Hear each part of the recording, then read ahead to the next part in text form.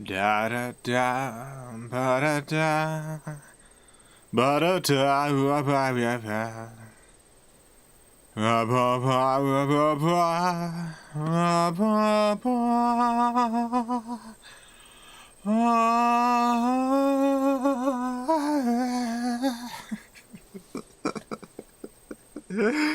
Hello, welcome to the Video Game Pally. It's a beautiful day today, a perfect 72 degrees out. We're continuing The Elder Scrolls V. Skyrim on the Xbox 360. The Elder Scrolls V Skyrim. The Elder Scrolls V Skyrim on the 360. How is everyone doing today? Ernesto, thank you for the 50 Argentine pesos. Hi, Jason. Congrats on Shadowstone. I love the first episode. I do have a question, though. What is your question, Ernesto? What is that question of yours? Nick of the Lakes, thank you for the $3. Appreciate the support, Nick of the Lakes. Zark Taboki, thank you for the $2. Jason, did you see Jason? Jason was on earlier. I know, I missed Jason. Oh, no.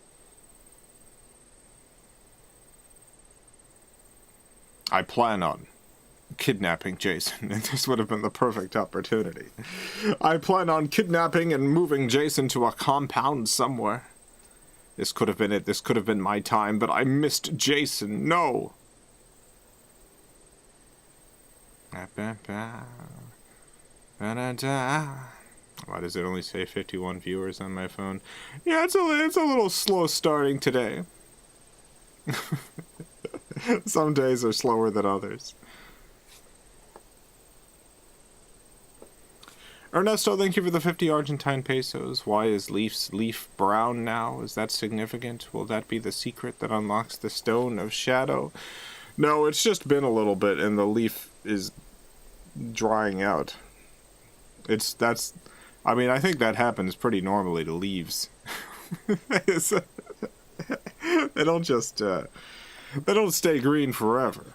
It's been more than like one day since the previous episode. It's been more than a single day. The earlier stream is very informative. I animate in After Effects for a living and learned a couple new tricks. Well, I'm glad it was informative.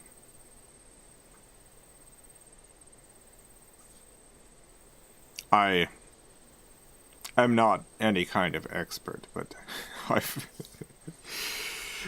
been using these programs for a pretty significant amount of time, so the very few things that I do with them, I do a lot of. I do a lot of things with the few things that I do. I do a lot of things with the little things. Ernesto, thank you for the 20 Argentine pesos. Wow, tremendous lore drop. Thanks. I suppose it is a big lore drop. I remember you did a blog post about your production process for Moms with Hats. See, a lot has changed in it. Not really. Not a whole lot has changed. It's mostly the same. Like, there's some stuff that has gotten refined or whatever, but it's largely the same process with almost entirely the same programs. Jessica, thank you for the 5 British pounds. Hi Jason, nice work on the new Shadowstone episode. Really enjoyed the aesthetic contrast that came from Ava. Thank you. Yeah, I wanted this new series of episodes to start with a pretty, I guess, dramatically out of place character. First of all, a penguin. Not really the environment for a penguin, this Shadowstone Park. And then also, what's up with other stuff that this penguin has? So yeah, definitely a contrast to communicate things.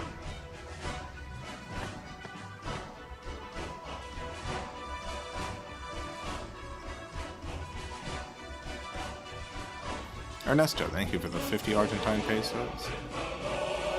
Love how Ava's design is so unapologetically and undeniably scuffy. Sends in my respects. Love that design so much. It is a good design.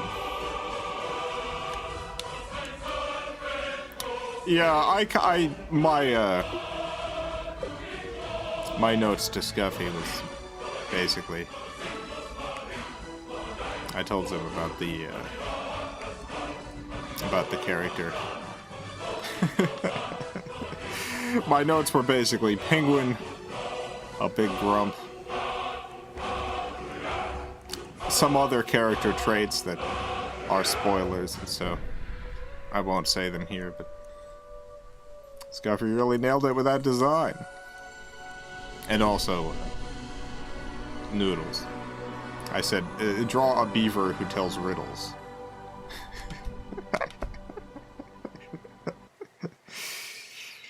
Draw a beaver.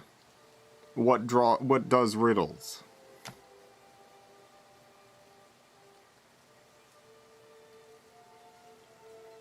Anyway, thank you to everyone who's supported the Patreon.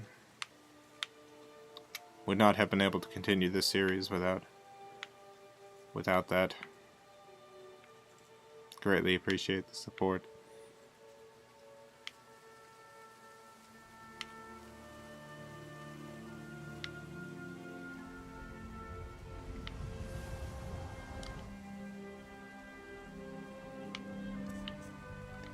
What am I doing?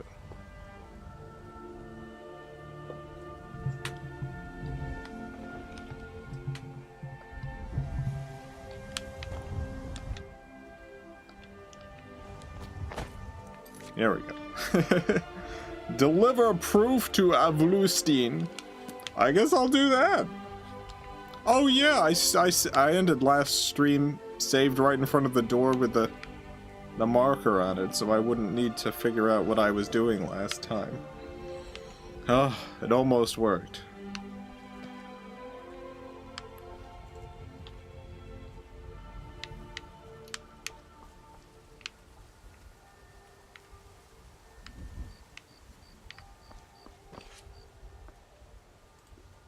What happened last stream? I punched a bunch of people. That's about it. Got into a lot of trouble for the punching. And now I have some papers to deliver about someone's son. Your son's in prison. Secret prison. Hello. Do you have news? Did you find something? I thought I was going to talk to the old woman. It's the old woman's son. I think it's this guy's brother. I have proof that Thorald lives! I knew it. Let me see, please. There you go. The Thalmor. By the 9. It's worse than I thought. So, Northwatch Keep. Then we know where to hit him. Yeah, we know where to smack him. We know where to give him a little slap. You're gonna assault Northwatch Keep? I'll do anything if it means saving my brother. You'll join us, won't you? Thorald can't be left to those monsters. Hey man, thank you for the $5. I do wonder, how did Broom the Bear's broom make it with them after they died? Did the broom also have a soul? No. There is an answer, which I cannot tell you. I know, it's not a very satisfying answer to say. There is a reason, but it's a spoiler. There's a very important reason, but it's into spoiler territory. About the broom. I actually think part of it is going to come up either in the next episode or the third episode. Believe it or not.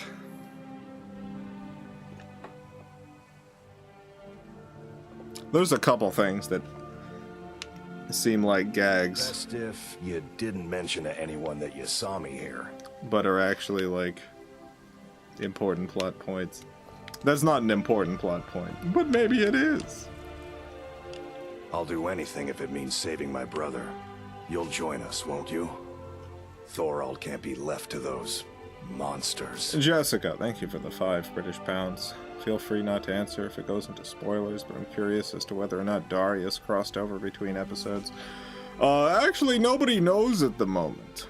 There was a line that got cut in the episode, in the conversation between Lark and Zoot, where Zoot asked Lark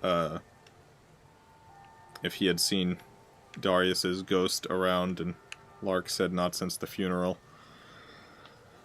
The line was cut because there was just too much going on in the conversation.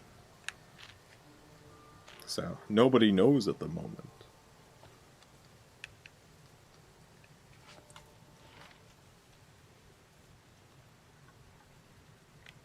Nobody knows. Malphazar, thank you for the $2. Who is the guy in the trees when Leaf found Broom? I've said too much already. What?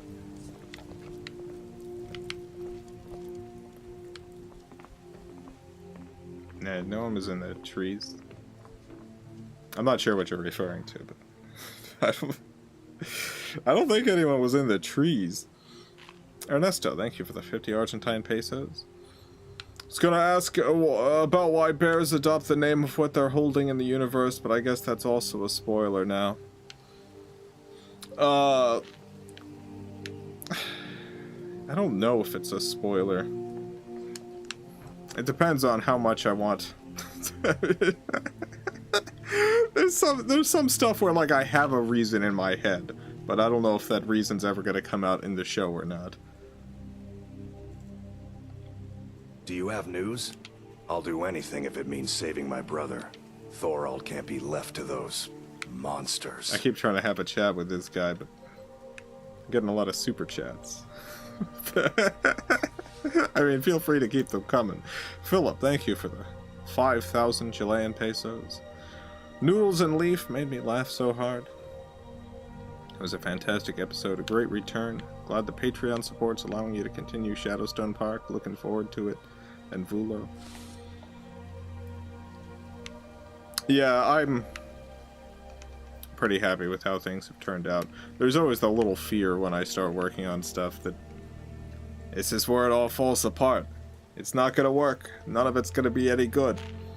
But as soon as I started animating the brooms falling over and stuff, I was like, you know what? You know what? I think this is good. Anyway, yeah, I'm also glad that the Patreon support's allowing me to continue.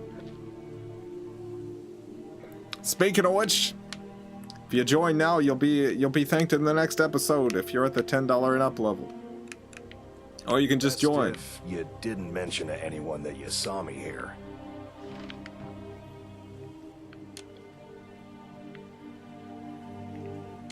I'll do anything if it means saving my brother.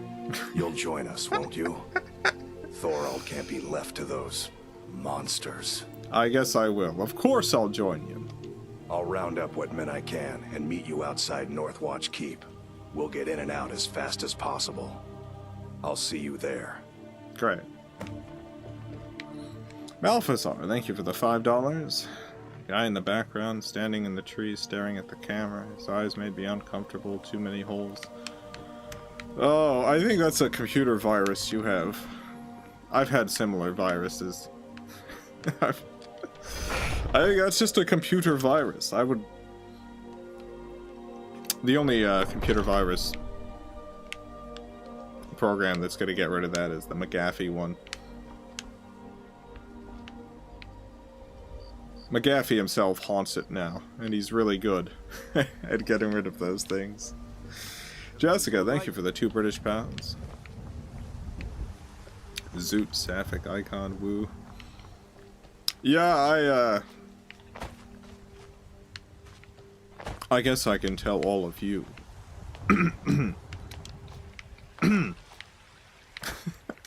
Some of my plans for Shadowstone Park.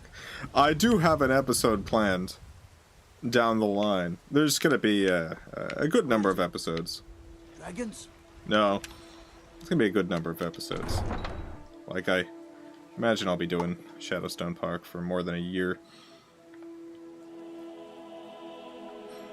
There'll be probably at least 20 episodes of Shadowstone Park. One of the episodes is gonna be mostly Zoot and her wife. It's gonna be the wife episode. Zoot and her wife, they're gonna have a whole episode together. When that one comes out, you can think back to the big announcement on the Video Game Valley.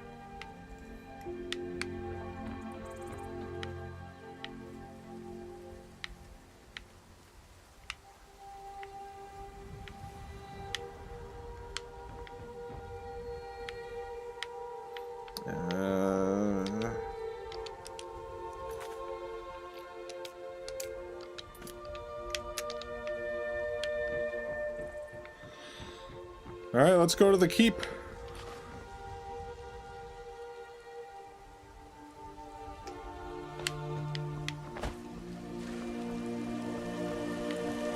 Jessica, thank you for the 2 British pounds.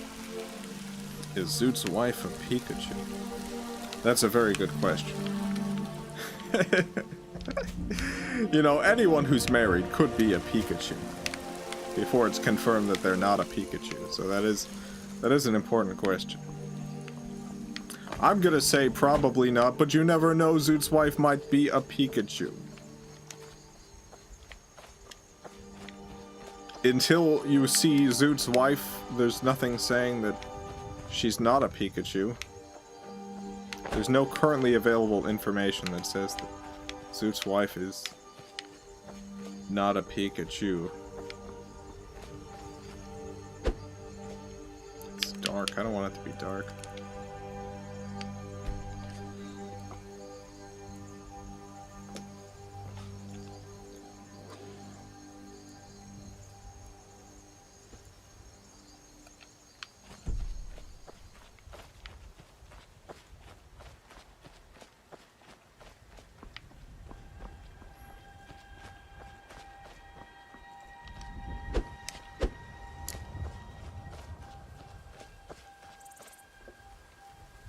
Ernesto, thank you for the 100 Argentine pesos.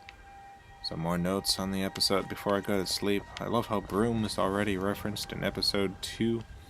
I also love how the new theme song is in 3/4. I'll call it a waltz just to annoy you. I guess it's a waltz.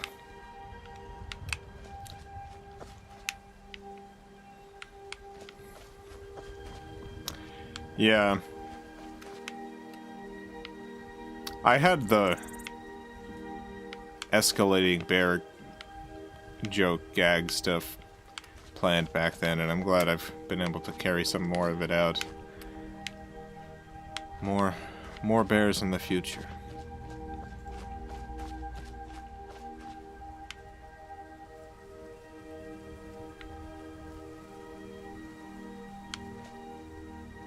Who's that?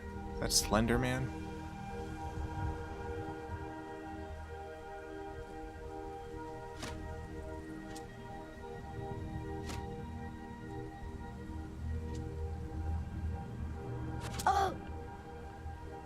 They shoot me with arrows? Hey, are you shooting me with arrows?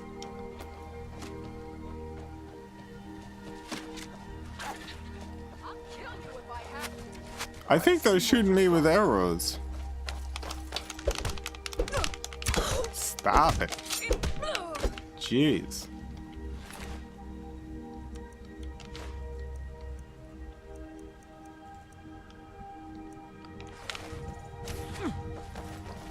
You know what I love doing and stuff? I love doing jokes that feel like random one-off gags or whatever, but that actually have dire implications for the plot. Hey, no. No. Time for you to die. That was a funny time for him to say that. I hope that I have the fortitude to say that while I'm being punched to death by a lizard.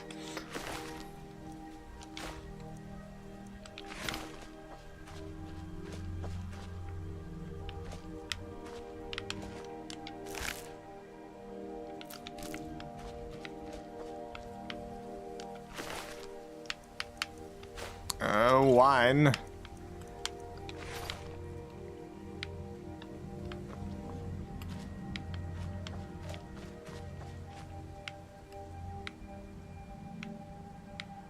With a mentality like that, you should be a dungeon master. Oh, if I had the free time, I would genuinely like to do that. It does take a lot of preparation. Silent Moons Camp, huh? You really gotta put the work in to do that successfully.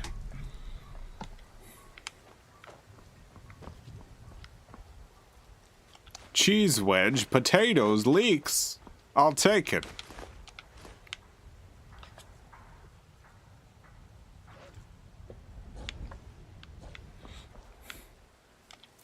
Salmon. I wish I could eat these like that one penguin from that game we played, Newt Newt. Just like hopping mouth first, sucking up the whole fish till it's just bones.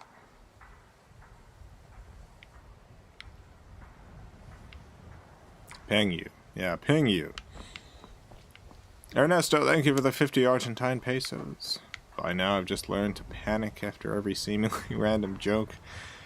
I know they might mean the end of the universe. Yeah, they might.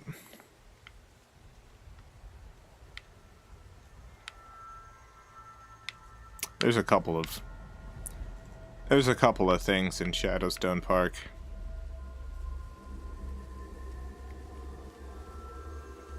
When you get to the reveal, you're gonna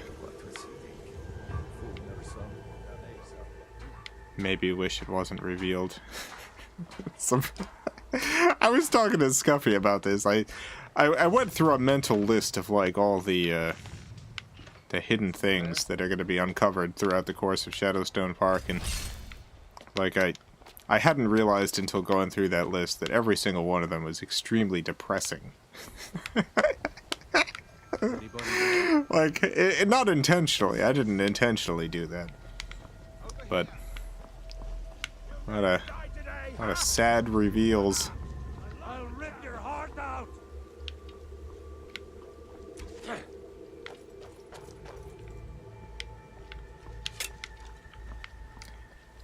If you watch the Charlie the Unicorn finale, you know the part where you realize the thing about Pink and Blue, and then you see them back. You see them back in the past before they were possessed. You have that moment. There's a lot of those in Shadowstone Park. Hey.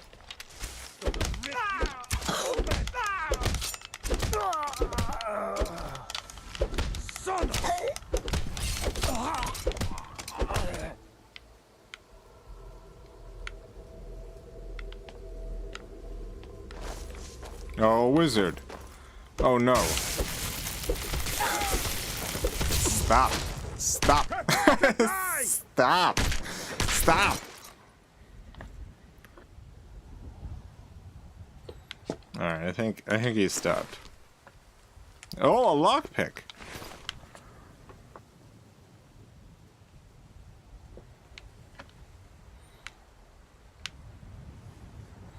Ernesto, thank you for the 50 Argentine pesos. To be 100% fair, I love extremely depressing and despairing media, so bring it on.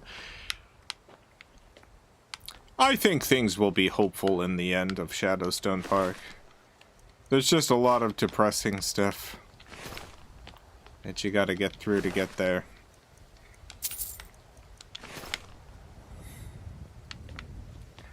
I don't particularly appreciate like misery for the sake of misery. There's a lot of media, like, I don't know, Last of Us 2. It's like really likes just gruesome despair in a perverted way. In a way that feels perverted. With the stuff that I do, I just have a hard time believing any kind of hopeful message if it doesn't come with a big asterisk next to it about the reality of the world.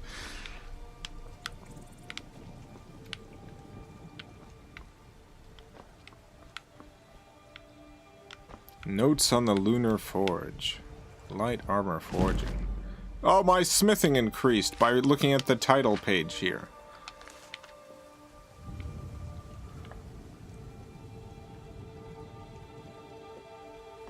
Some media does despair, right? For example, Undertale. Yeah, I mean that's the same kind of vibe, where it's like there's nothing wrong with despair itself as an artistic kind of expression. But like Undertale feels like it's coming from a perspective of like a deep love of the characters and humanity and monsteranity, I guess. Like a real genuine faith in the goodness of some people, that good does exist genuinely. The stuff like The Last of Us 2 is much more an example of something that has a completely warped sense of what the dark side of humanity is actually like, in a way that feels like the creators are getting off on it.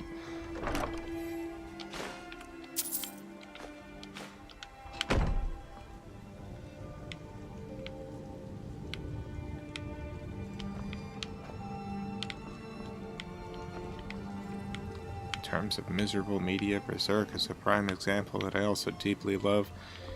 Yeah, like I haven't read much of Berserk, but everything that I've seen about it, it's like miserable, terrible world that also believes strongly in people. Not all people. Some people, pretty bad. Gotta be fought against. Some people are worth fighting for. Scantron, thank you for the $5. I want to donate to you because you have a positive influence on me, and supporting you is better than HBO Max. I'm using Adobe Suite, and you influence me. Well, thank you, Scantron. I appreciate it. I hope that stream was helpful. I wouldn't necessarily recommend the Adobe Suite to just anyone, but certainly if you have a large variety of things that you need to be doing. Like, I do audio editing and motion graphics and video editing, character design and background art and all of this other stuff. And it is nice having all of those programs just all in one group and they all play well together.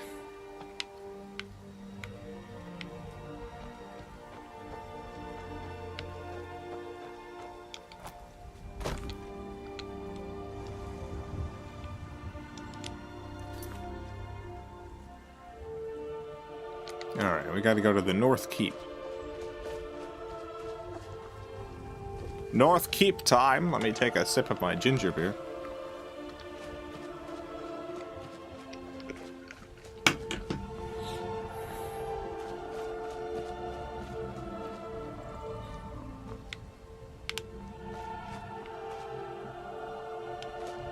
Wow, what is that thing doing? Are you alright? They're having a little moment.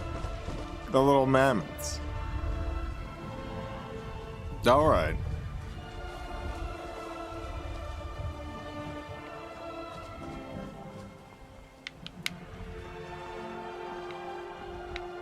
Jessica, thank you for the 10 British pounds. Random question. When did you figure out the full lore for Charlie the Unicorn? Was Charlie 1 made with the true nature of pink and blue in mind, or did that come later? When I was working on Charlie 1, there wasn't all that much thought that went into it. I made that one very quickly as a birthday present without any idea that it would continue on beyond that. When I did start working on Charlie 2, that's when I figured out really who the characters were and what the lore was going to be. And then stuck to it throughout the years.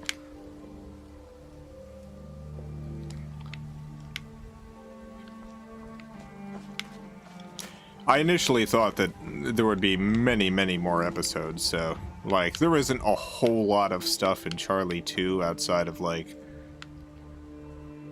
you know, Charlie scavenged some items from some civilization ruins near at some point.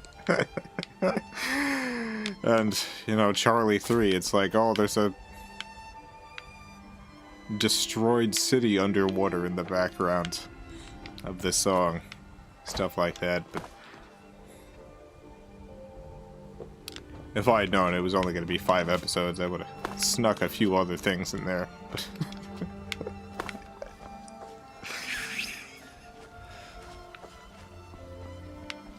But yeah, it was Charlie 2.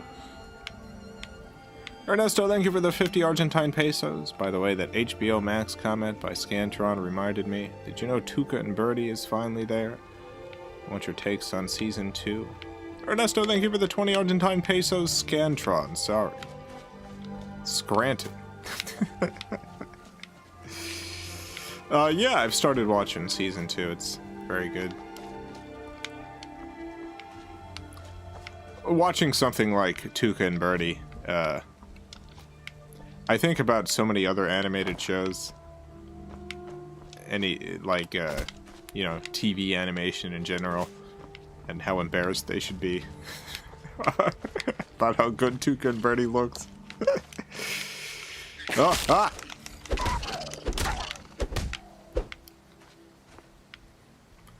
There's some ugly animated shows out there. When you've got, like, TV budget,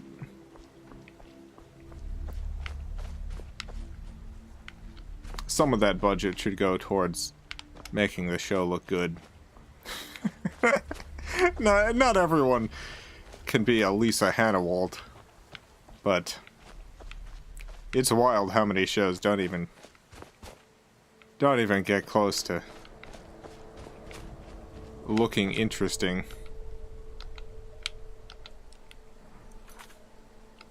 Let's see the map. How far do I need to go? Oh, that's pretty far. Well, we'll make it eventually.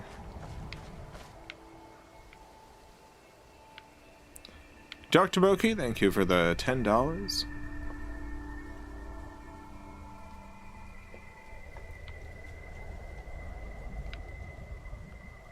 Jason, I do plan to write a horror novel based on my major depressive disorder. Wanting to find hope, despite the despair, even though I'm having a hard time humanizing. Find hope out of human evil.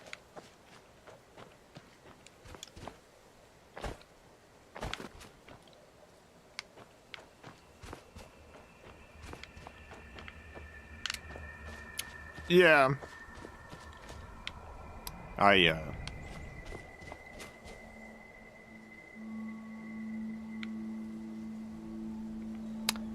I find it easy to,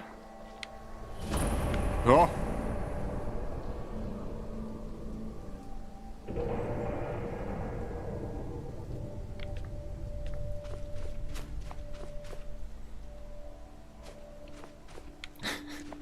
It's not an easy problem to solve.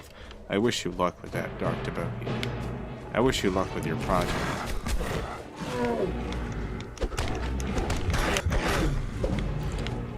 All right.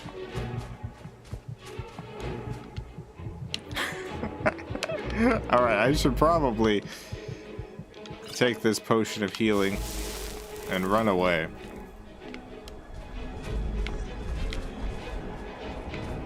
I'm not quite up for fighting this troll right now.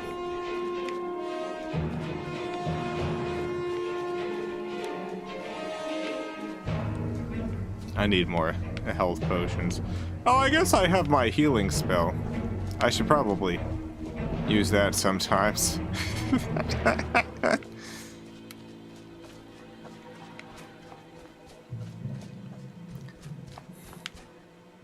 Refuse to watch Big Mouth because the designs just look awful.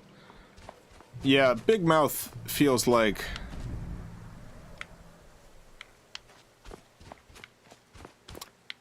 the very little that I've seen of Big Mouth, outside of the designs, which are extremely obnoxious, it feels like one of those shows that people point to as progressive that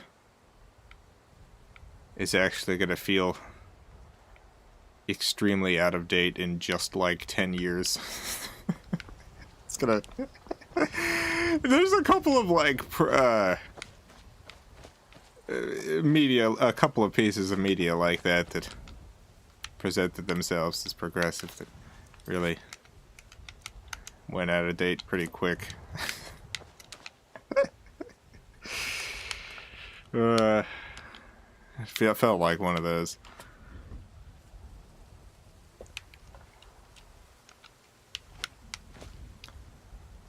How do I get to my spells? Magic, here we go. Restoration.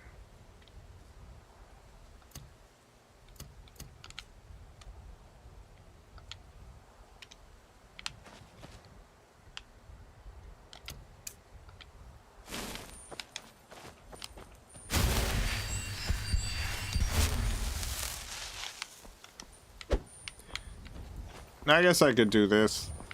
Dr. Bokeh, thank you for the $2. Definitely is not. Love you, Jason. Thank you. It certainly is not.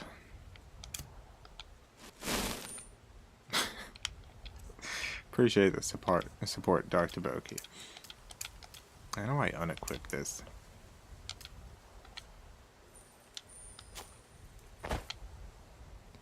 Oh, God.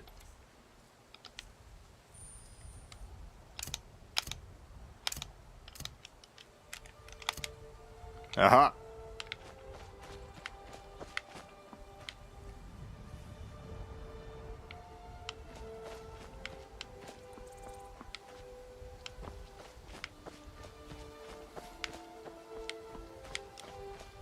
We're gonna get to our destination.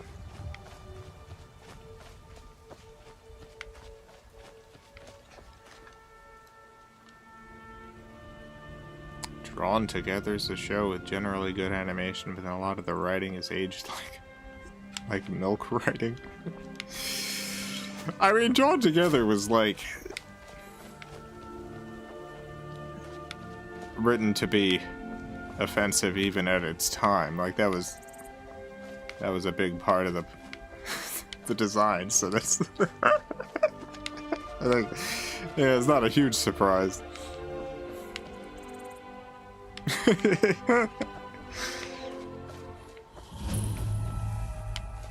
Dustman's Cairn. This is maybe a bad idea, but let's go into Dustman's Cairn.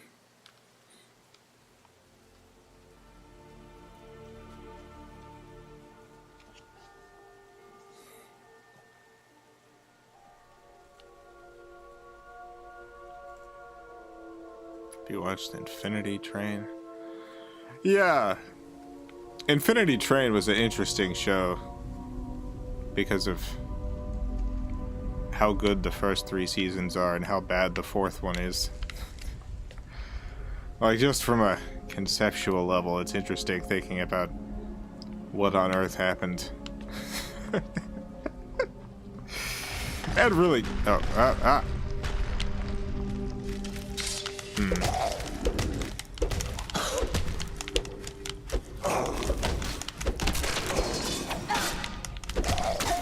Stop.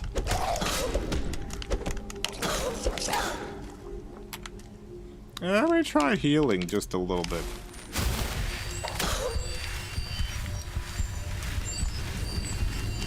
Yeah, I think this is probably good. This is much better than potions. Until I can get more potions.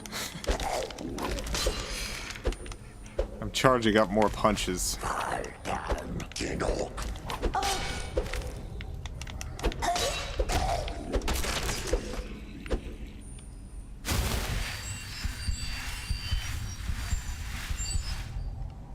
Magical low.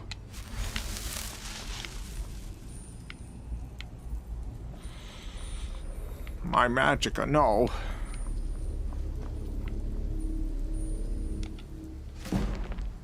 My 200 increased, great. Very excited about that.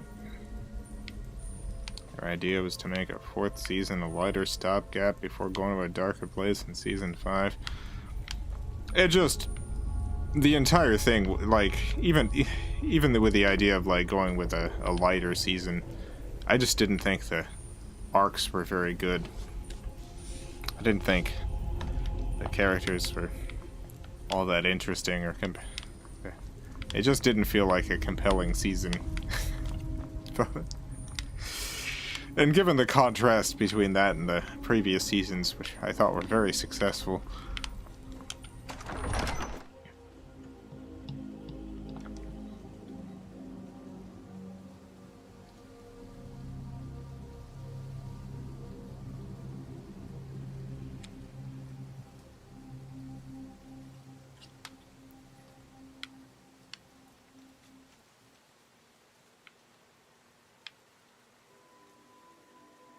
Jessica, thank you for the 5 British pounds. Generally, I find a lot of shows deliberately written to be offensive come off as extremely lazy in retrospect. Yeah, there's definitely some of that. I feel like Drawn Together has a lot of genuinely clever jokes in it mixed in with the offensive stuff, but the offensive stuff is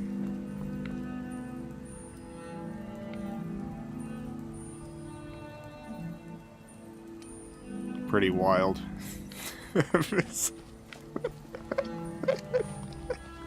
Like, I mean, it's hard to know how to talk about that show because it was made with deliberation. Like, they knew what they were doing with it.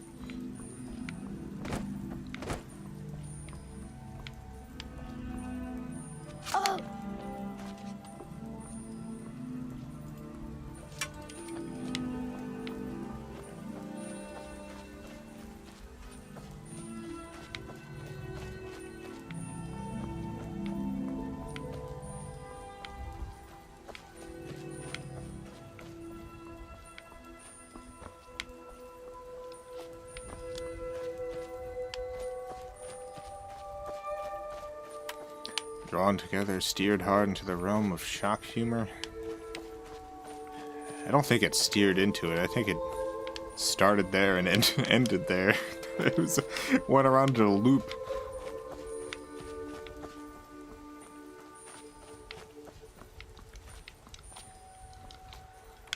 That was its bread and butter and plate and butter knife.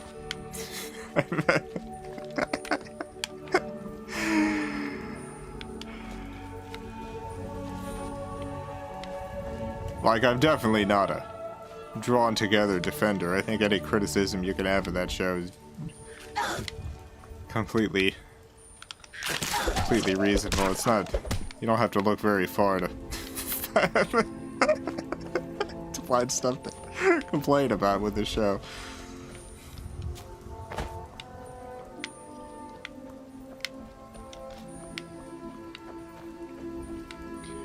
Ernesto, thank you for the 50 Argentine pesos. I feel like a lot of shows didn't understand that South Park's success didn't have to do so much with being offensive, but also with being smart.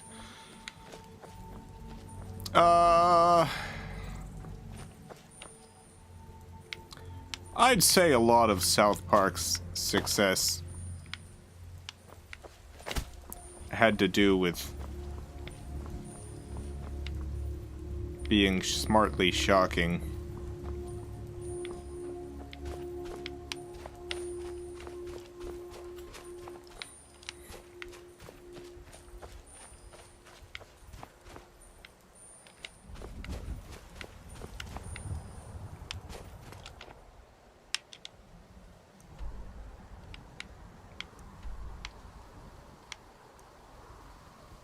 Alright, we need to go around this mountain. Ernesto, thank you for the 20 Argentine pesos. They only got the be offensive part of the memo. Yeah, certainly the lessons that a number of shows took from South Park was very bad. I think the general impact on animation that South Park had was it was not great.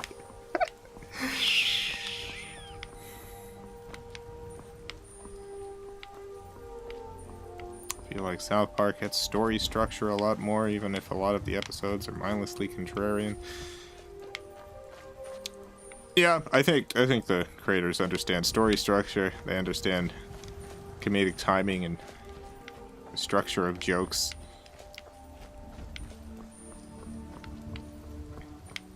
There's like the specific process of like how quickly those episodes get made. Also means that there's a real feeling of spontaneity to them, which certainly helps.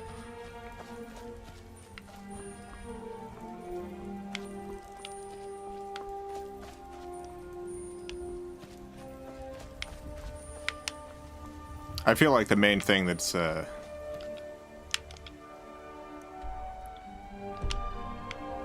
modern South Park more than anything else is that when South Park was first on the air, it was both, like, even at its origin, you know, it had a lot of regressive stuff in it, a lot of just parroting societal biases for laughs.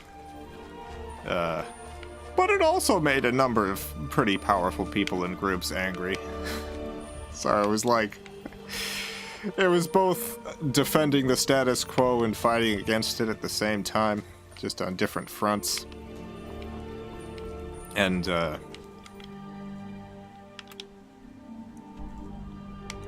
feel like modern South Park is just really only the latter. And by latter, I mean, it's only the, I guess the former. Which one did I say first?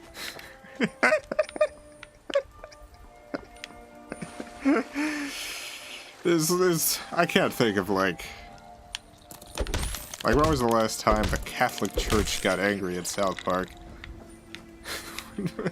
When was the last time, like, a cult got angry at South Park?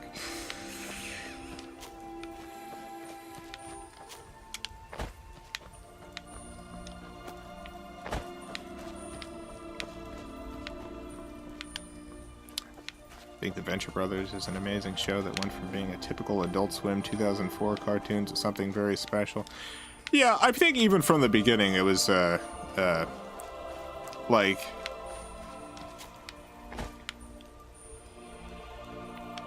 it had a special spark to it that a lot of other Adult Swim stuff at the time didn't have.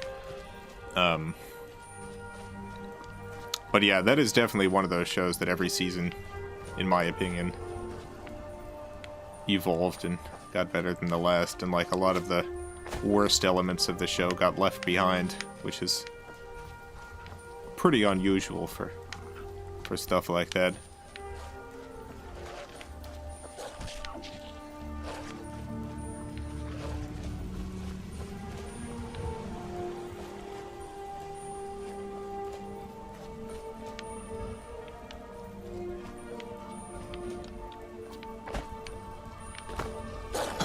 Ah!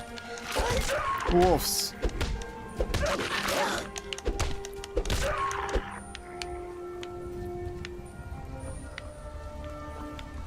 Sometimes I just like walking very long distances in this game.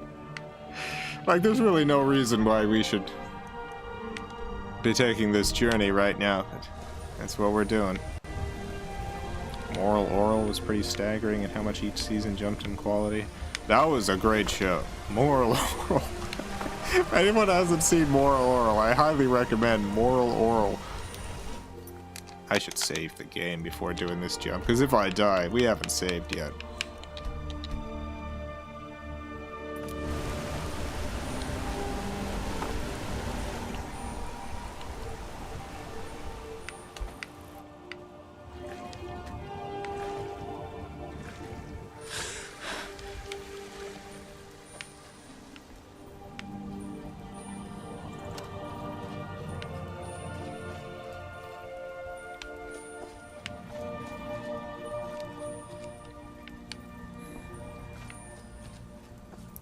Personal favorite show of all time. It's very good.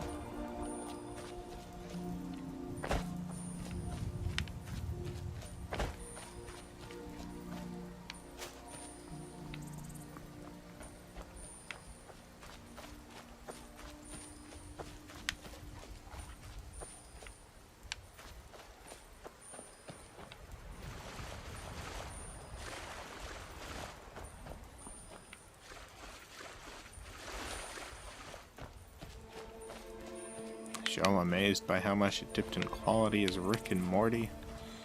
I haven't watched any recent Rick and Morty, so I couldn't comment on that.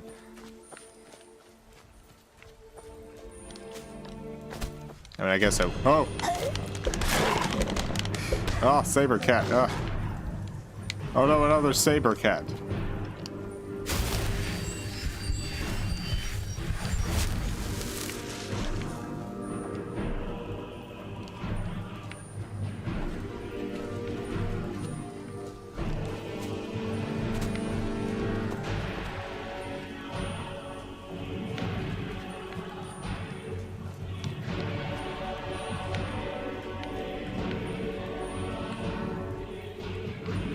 Watch Smiling Friends? No, I haven't. I will at some point.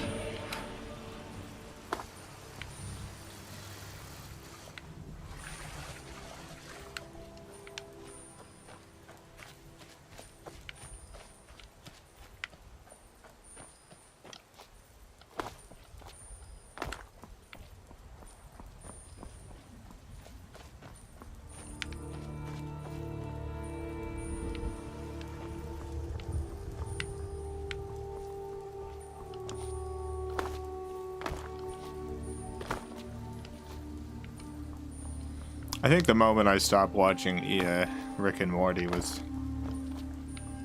when Elon Musk guest starred. I thought that was the moment that the show made an irreparable misstep. That was a point of no return for the show.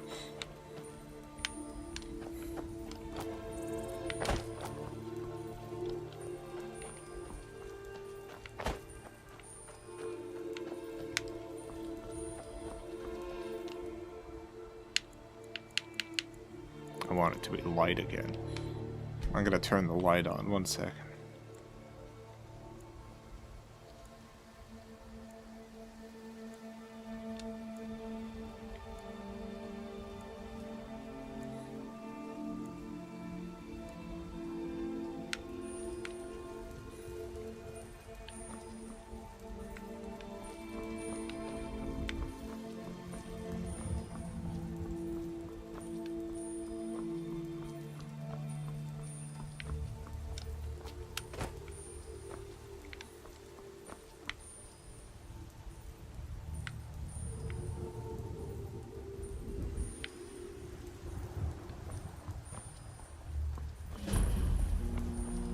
Dragon Bridge.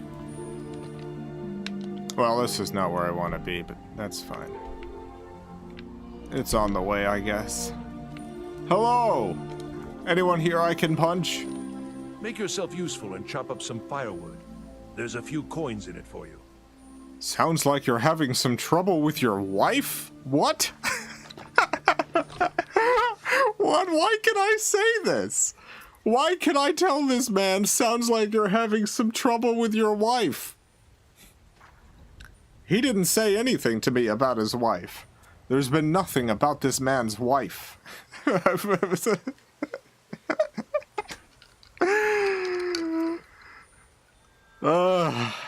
I can hear it in your voice. You're having wife problems.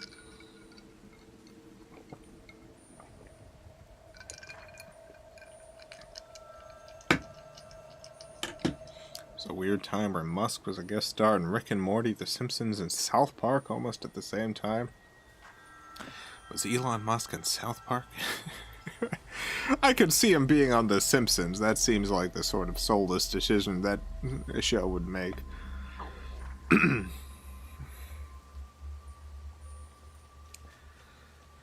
South Park, huh?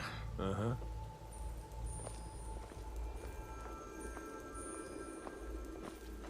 Working hard gives a man reason for drinking hard. Well, that and putting up with a wife like mine.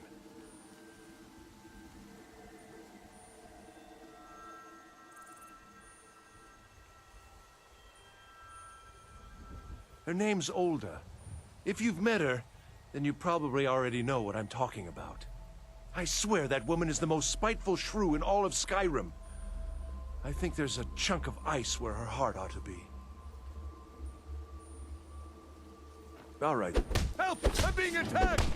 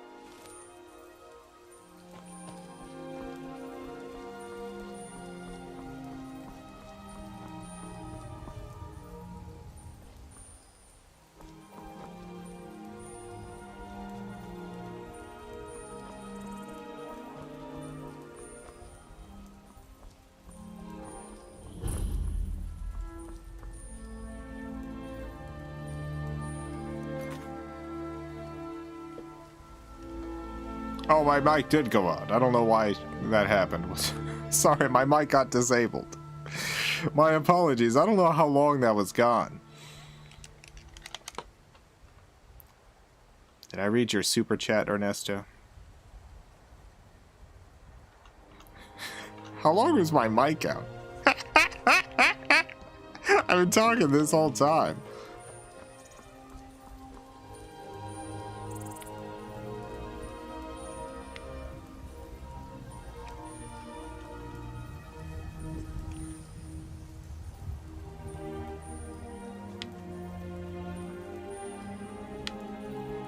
Shortly before Punch Lizard died.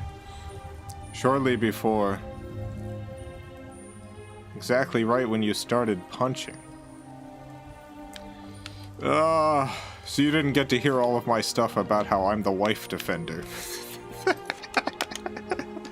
Sorry, sir, I'm the wife defender, and then running away, talking about being the wife defender. Ernesto, thank you for the 50 Argentine pesos. They made fun of him in season 18. Said that he liked it and wanted a guest star, and he basically guest starred as himself for half of season 20. Yeah, that's pretty rough. That's what I said before. That's pretty rough. Where's the wife guy?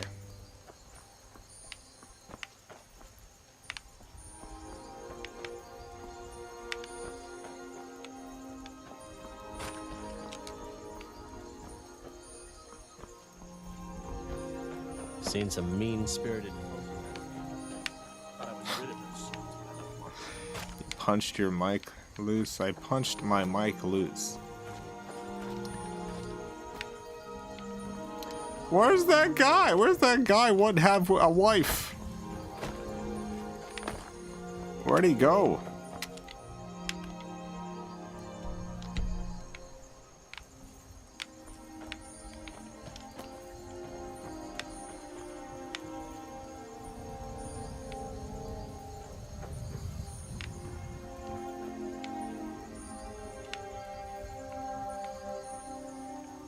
Sister watches Charlie the Unicorn and llamas with hats almost religiously. Thanks for everything you make. I'm glad your sister likes the stuff. Fancy magic someplace else.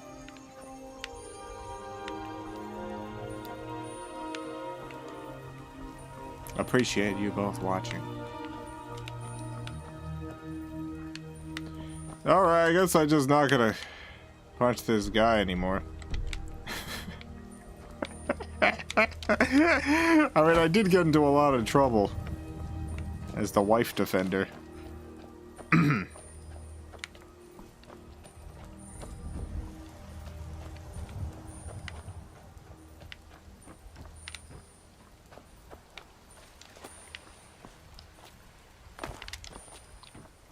coward's he's just missing.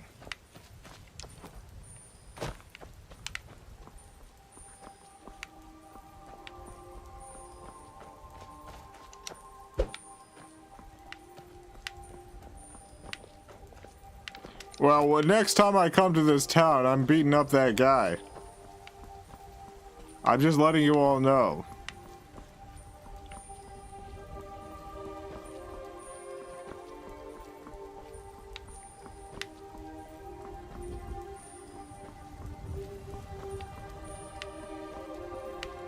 I gotta tell you all about this book I'm reading.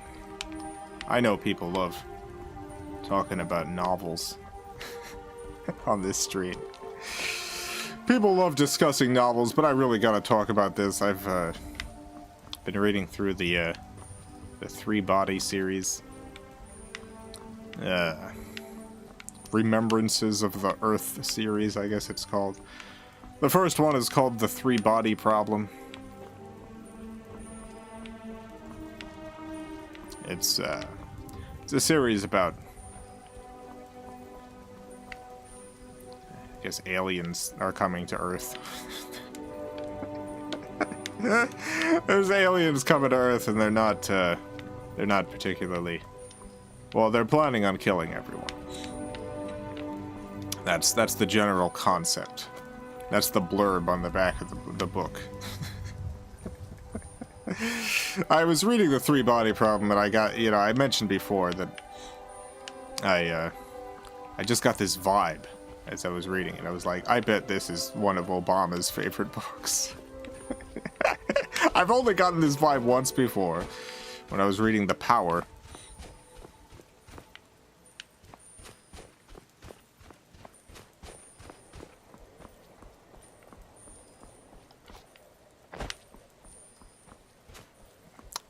I just got this vibe. I was like, I bet former U.S. President Barack Obama is a big fan of this particular book. And I Googled it and found a bunch of interviews with Obama talking about the book.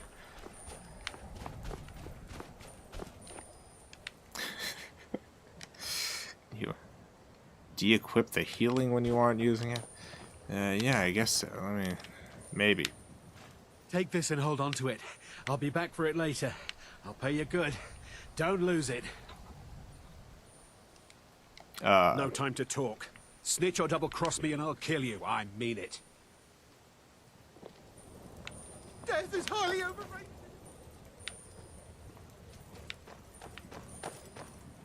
Did you see someone run past just now? Yeah, he went that way.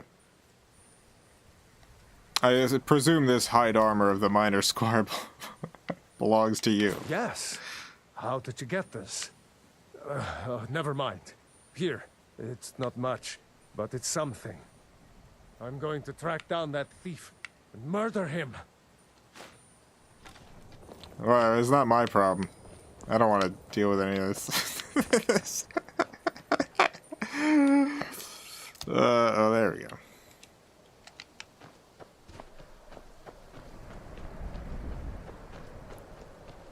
Anyway, The Three Body Problem is a book with, I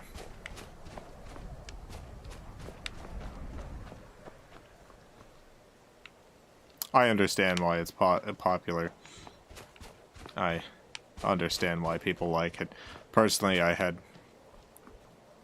various kind of, I guess, high concept issues with the novel that I won't go over again. But I started reading the second one. I've heard the third one is the best in the series. I have heard that the third book is genuinely, like, brings it all together, and I am looking forward to reading that. I'm going through the second book, and I gotta say,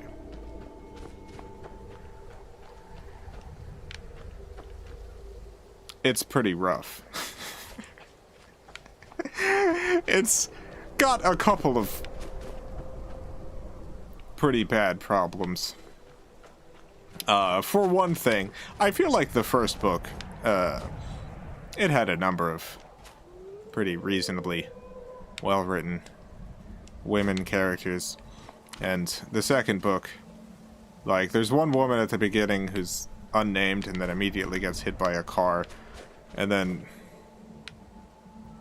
there's another woman who, one of the main characters, for reasons I won't specify, starts the project of writing a novel and imagines his perfect wife, and then falls in love with the imaginary person he invented in his head. And then she's the main character. She's like the main woman character in the book. Until nonsense events in the book manifests her. And it's not great. It's maybe some of the worst writing of women characters in any book that I've ever read. And that's saying a lot. But that's not what I want to talk about today. About the second book and the three-body problem. Jessica, thank you for the 5 British pounds. Not sure what it is, but in terms of prose, I tend to prefer short story collections to novels. Yeah, I love short form stories. I think I do prefer novels, but... So here's what I want to talk about, because it's kind of buck wild, and this isn't like a spoiler in terms of plot twists or anything like that. This is just a thing that happens in the second book, so if you don't want to hear it, feel free to dip out, but this is not like a big plot point or something. It's just an event that I think kind of sums up what kind of book it is. Where am I? So the aliens are coming, and humans are trying to get ready for that, to deal with the aliens. And there's this one US military intelligence guy.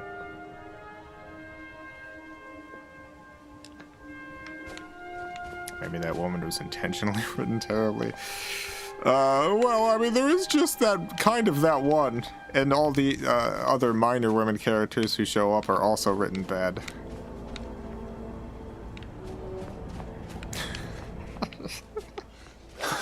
Ah, it's written bad on purpose. So there's this US military intelligence guy, and he's one of the people tasked with defeating the aliens. I don't want to deal with that.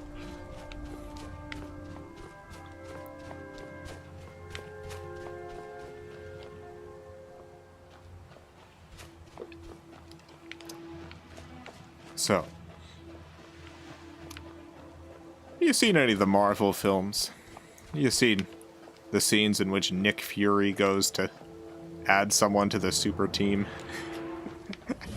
If you haven't, in the Marvel movies, there's a number of scenes in which this guy, Nick Fury, goes to visit someone to try to convince them to join his team of superheroes to fight whatever great menace there is. Well, in the second three-body problem book, the military intelligence guy, he goes and he visits this old man. And he's like, "It was hard as heck tracking you down, you son of a gun." And he's essentially acting as the Nick Fury role. And the old man's like, "Yeah, can you blame me? What is it you came here for?" And the military intelligence guy's like, "You seen the news?" The guy's like, "Yep." Like, "So you know about the aliens, right?" And the old man is like, "Yeah, I do, but what do you want from me? I'm just an old man now."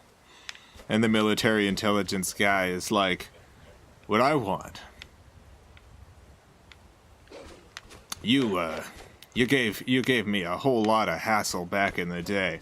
I want you and the boys to get back together and join me in the fight against the aliens. I want you and the boys to team with me up on one last job." And the old man thinks about it.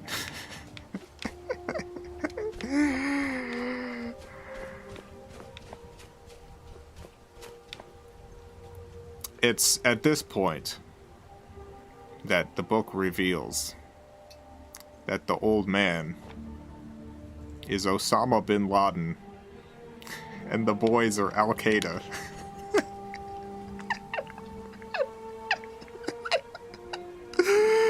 And what's going on is the military intelligence guy has tracked down Osama bin Laden. And he's trying to get him and Al Qaeda to join up. Join up, literally Osama bin Laden, not a stand-in. Literally, exactly, specifically Osama bin Laden. And he wants Al Qaeda to team up in the fight against the aliens.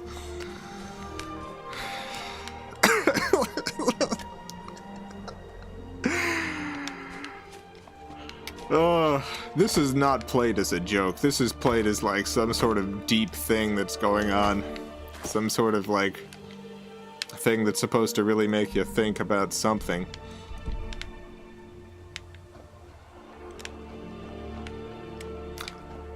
That kind of sums up my feelings on the book. It feels like the kind of thing that superficially seems super deep, but is not. Scantron, thank you for the $2. The author, Sayun Liu, saw it at a local bookstore. Yeah, it's the Three-Body Problem series. It's the second book in that series. I really want to know what Obama thought about that part. Yeah, I haven't seen Obama talk about the second book, just the first one. I too want to know what Obama thinks about that part.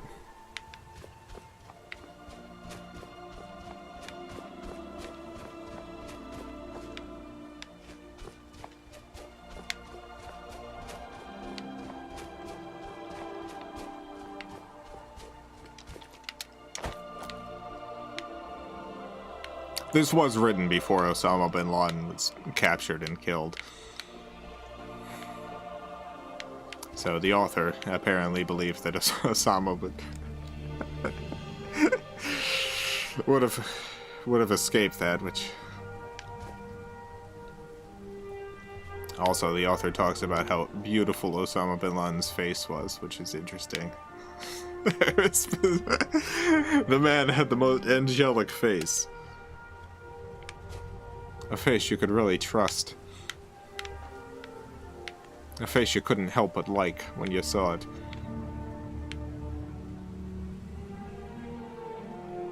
You alright? What's going on here? Oh, this is the guy I'm meeting up. That's why he's got the arrow over him.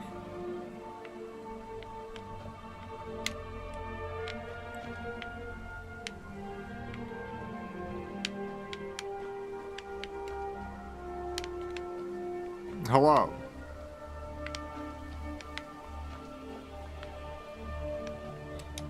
We're getting Thorald back, no matter what. What do we do now? We kill every Thalmor between us and Thorald, and we bring him out alive. Okay. Let's go. It's one of those moments for the stream needed a record scratch. Scratch found FX. Yeah, a record scratch would have been good there.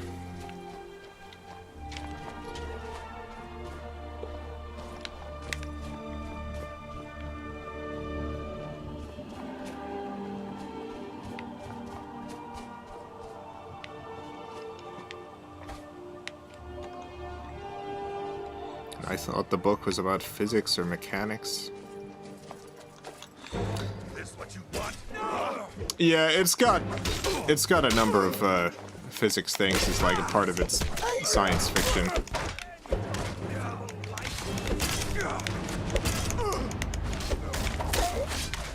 Dang. Dang, these guards are tough.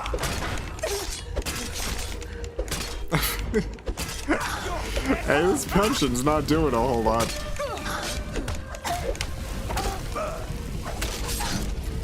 Teach you to mess with me. Dang, I got stun locked.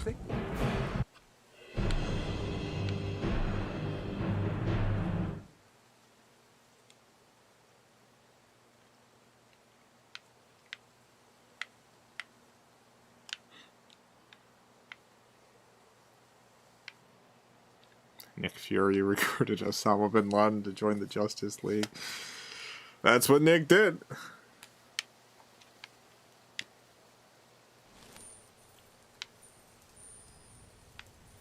Oh, I'm back in Wife Town. Dang it. We made it so far. I really should have saved. Well, back on the road again.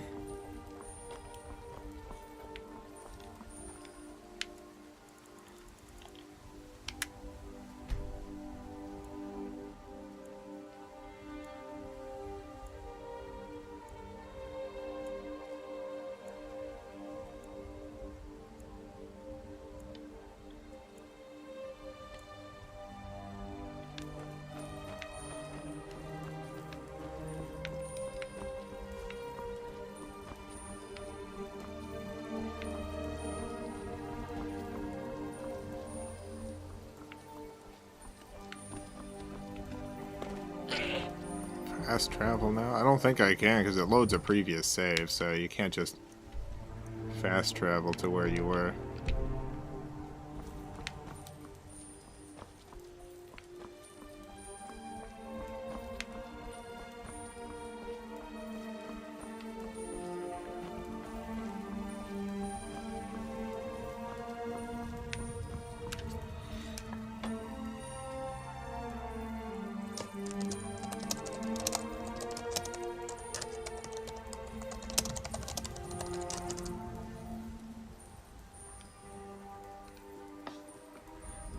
Couldn't believe a bit about Osama bin Laden, so I googled the Dark Forest and Osama bin Laden. I can't find any results.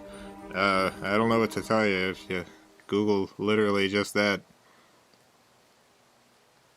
It all comes up in the results.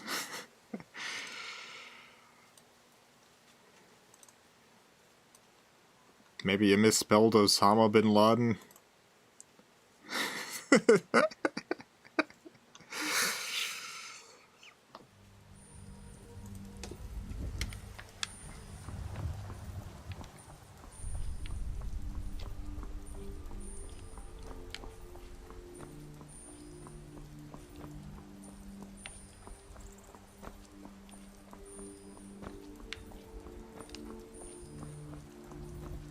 Come along, no more stops. We need to find our way to Solitude. Need something? Why are we even going to a wedding at this far-flung end of the Empire, anyway? I told you, it's the wedding of Vittoria Vici, an extremely well-connected merchant with the East Empire Company. The Emperor's cousin, remember? Hopefully these gifts will put us in her good graces, secure that import deal, and lead the way to an audience with the Emperor. Get away from me, you Skyrim trash. Dang. I want to go to the wedding. Get away from me, you Skyrim trash. No, I'm going to the wedding. I'm crashing this Don't follow me, wedding. peasant. I've had a long journey and paid too much coin on these gifts to be late to Vittoria's wedding. Enjoy the wedding, I guess. Indeed, if we ever get there.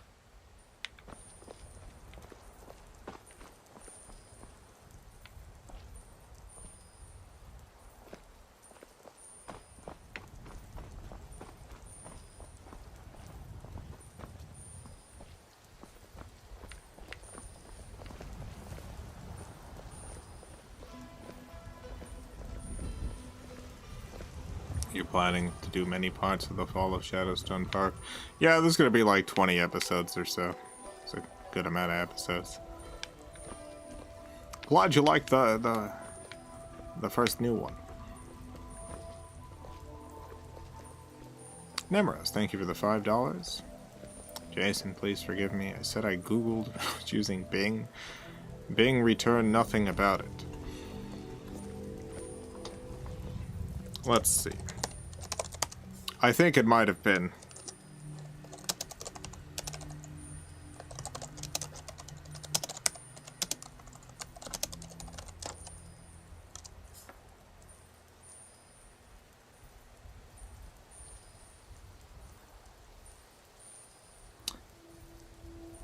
Yeah, a few things pop up on Bing for me.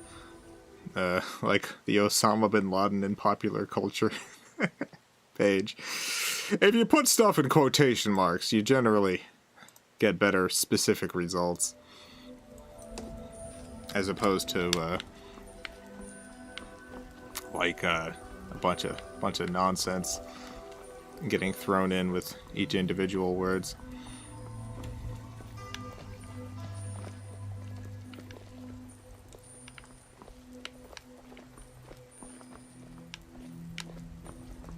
Have to remember that quotation mark trick. Yeah, it basically clumps words together so that they won't be found separately, only when they're all included together.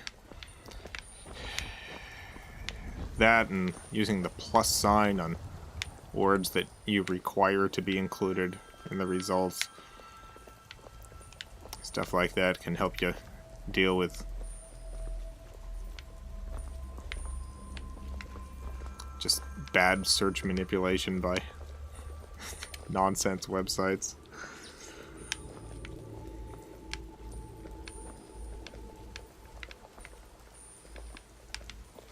How far away is this wedding?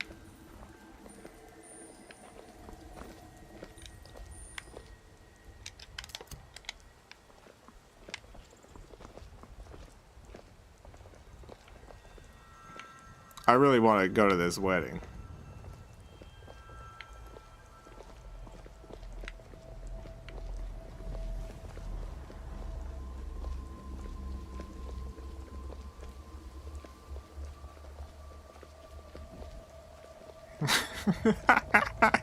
You think they're really walking to a wedding? Like, I know they believe they're going to a wedding, but is there actually a wedding programmed into the game at the end of this?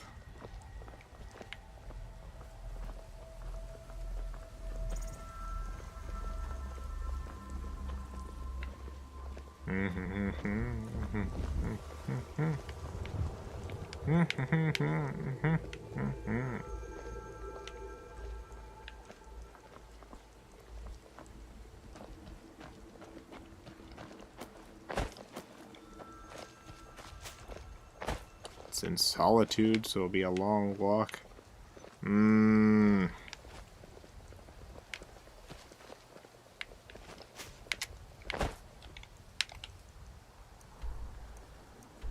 That's not too long. We were already walking way farther.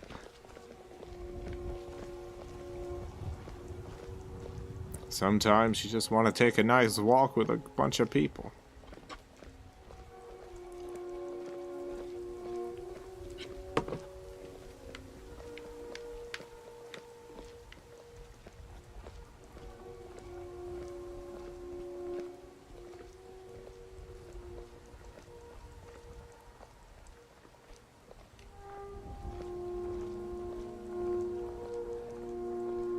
Anyway, I don't want to dissuade anyone from reading The Three-Body Problem.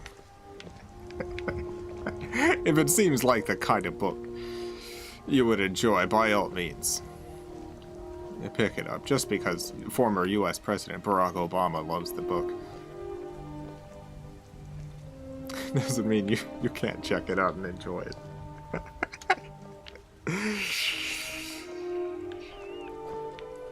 It's just that kind of book. The politics in it are very Obama aligned.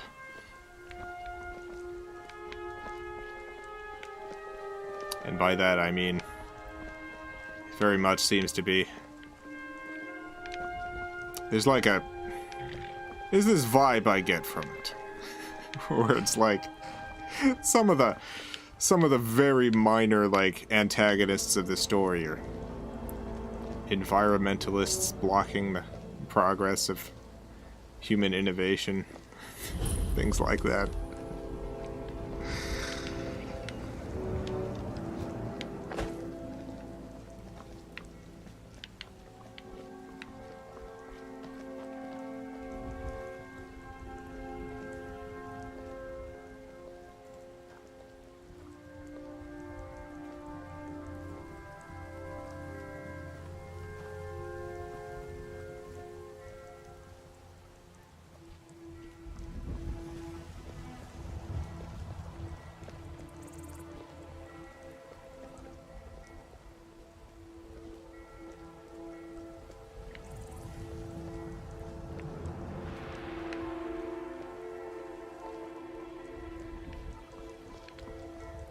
Dang, I want to go there. Oh, I am going there. Nice, nice. Alright, great.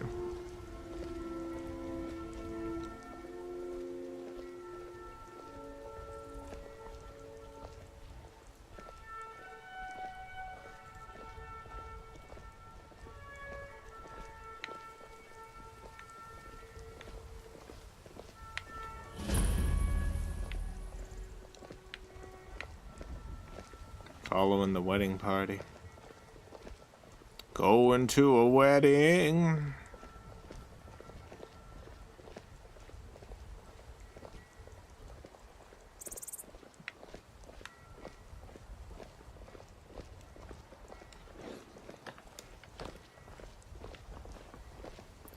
Boom, boom, boom. Na, na, na, na, na. Me and my friends. Yes? Yes? Get away from me, you Skyrim trash. Me and my buddies.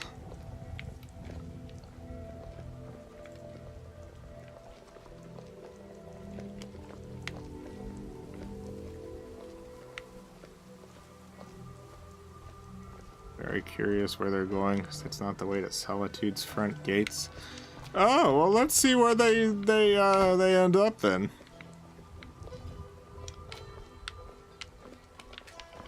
Don't bother me, peasant. I've had a long journey and paid too much coin on these gifts to be late to Vittoria's wedding. All right. Good day. Good day.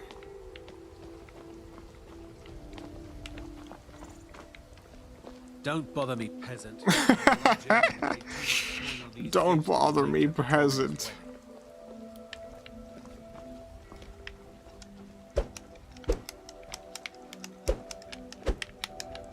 I'm dangerous.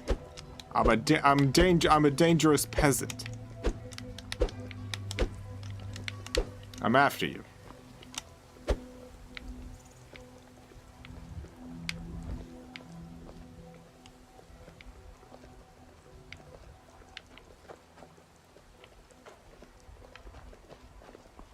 Don't bother me.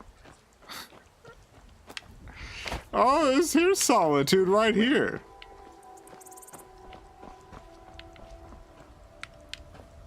There's a door right here. And you're going into the sea, I see.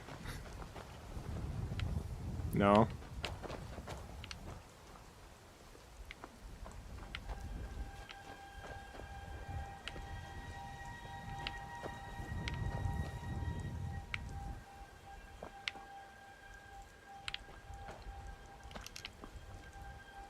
Where'd that third guy go?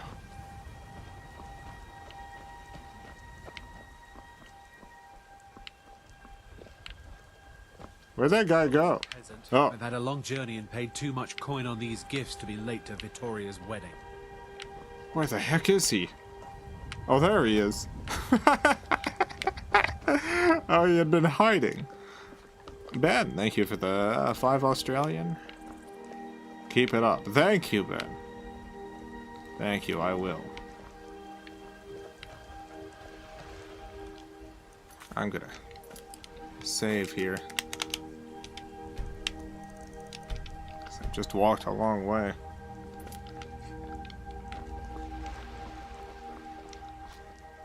Hanging out with my best friends in the world. Going to a great big old wedding.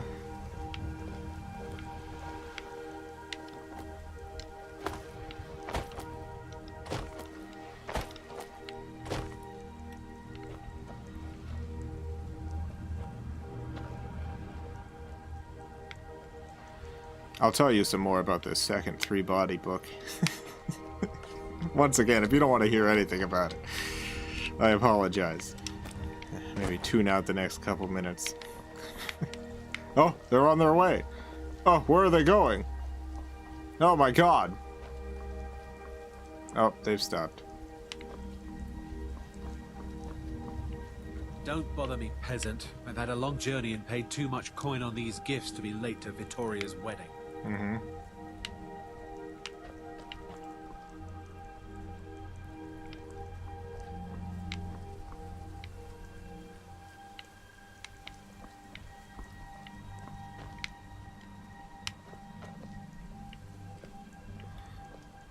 Anyway, there's this guy and he starts writing this book. And he's trying to imagine the perfect woman. And he starts thinking of what the perfect woman would be like. And he imagines her. And he's like, oh my god, she's perfect. And he immediately falls in love with this imaginary person who doesn't exist in his head. And her qualities are largely that she's a toddler in an adult woman body. That's essentially what it comes down to. He keeps talking about how childlike she is and how her thoughts are all the kind of thoughts a child would have. But she's a sexy adult woman with child brain. And that makes her perfect. The book does not seem to... Oh! They're under attack. Oh my god, they're attacking that big walrus. The book does not seem to criticize this guy. For this.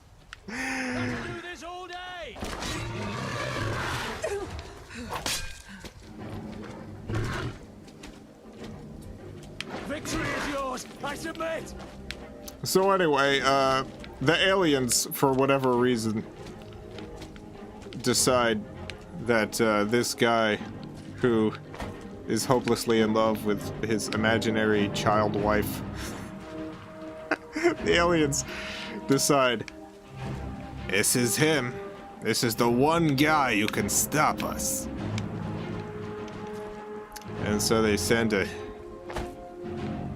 series of assassins after him. They send a series of assassins after this guy who literally spends all of his time daydreaming about his imaginary child wife. And the internet, the United Nations knows that the aliens think that this guy is the one who can defeat them, so the United Nations basically gives this guy unlimited resources to fight the aliens. And he's like, alright, I'll use these unlimited resources. There's a shipwreck that's uncovered, and it's got, like, 200-year-old wine that's discovered on it. And he's like, I want that 200-year-old wine. And he uses his unlimited alien fighting resources to buy it. This is, like, the very first thing he does. And he buys the 200-year-old wine, and he drinks it, and it immediately poisons him, and he has... Literally, it's described in the book as, like, a week-long diarrhea. Where he's just throwing up and pooping himself every day, all day. Meanwhile, the aliens are like, we gotta stop this guy. This guy's gonna destroy us if we don't stop him. Anyway, when he's done, when he's recovered from that, he's like, what if my child wife was real? We need to make this happen. I'm sure this imaginary person is out there somewhere. We need to use the United Nations' unlimited resources to track her down. I need you to find my child wife. And so they go and they do that. Meanwhile, the aliens are trying to figure out in desperation how to stop him. Not from getting a child wife, but destroying their entire civilization. Oh, hey, she died. Yeah, cool. Let me get this amethyst and stuff.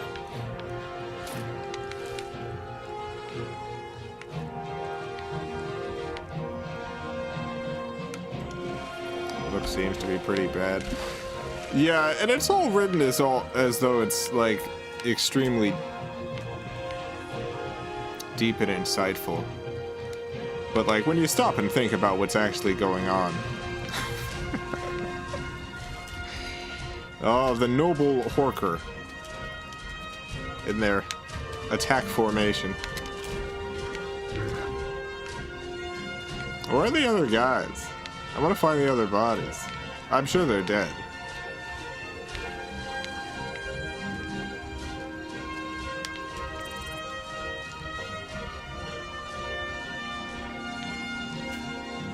How is he a threat to them? I have no idea. I haven't gotten to that point in the book. I'm sure there's some reason.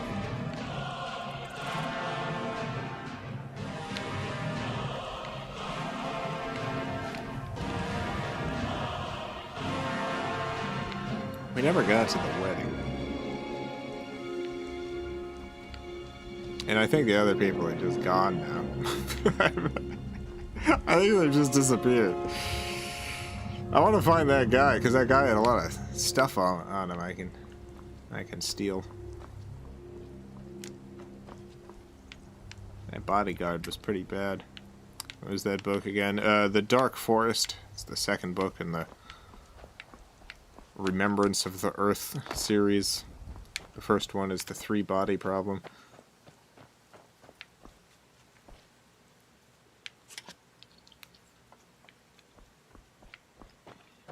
He has the power of anime on his side. The aliens can't win. Yeah, I mean, he's essentially like, my 2D wife is real. The aliens, they can't deal with this. They can't deal with my love of my 2D wife.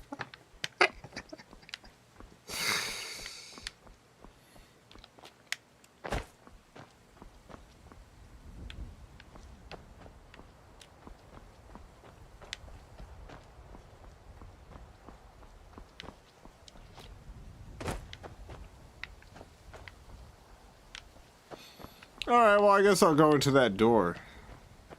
I can't find these people anymore. Is she even 2D if he hasn't drawn her? He actually does draw her.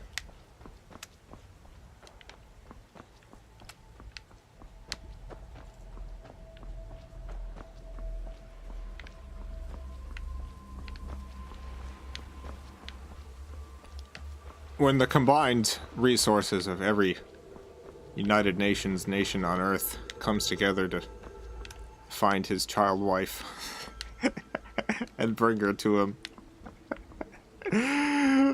Like, his first conversation with her essentially reveals, she just goes on and on about how she has no motivation or dreams of her own.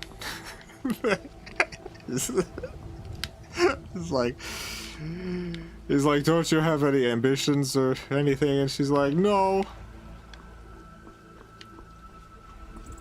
I just want to be here with you.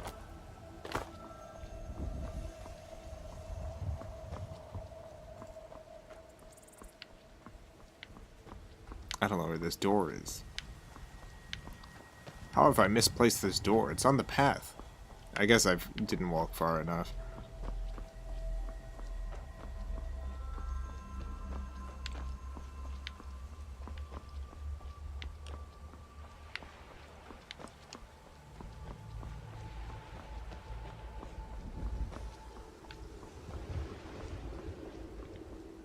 And Obama loves this book. To be fair, I don't know if Obama likes this book. I know he liked the previous book. I know he liked the previous one. I don't know for sure if he liked The Dark Forest.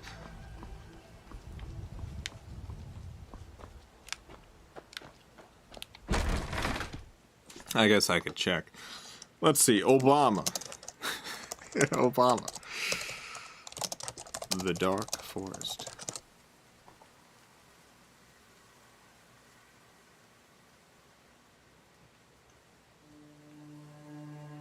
Apparently Mark Zuckerberg also really likes this series.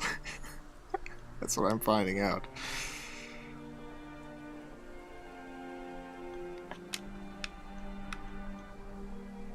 Get on with You it! betrayed us.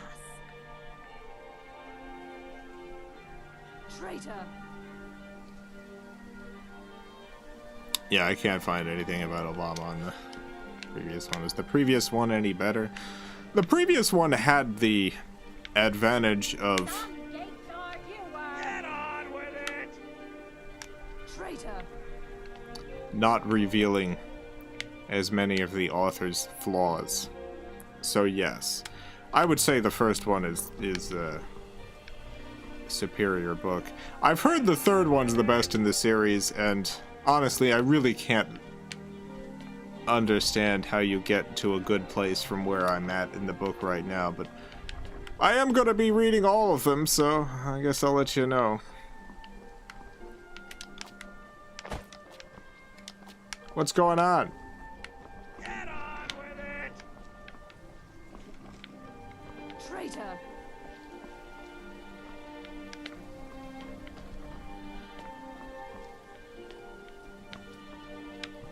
Get on with it!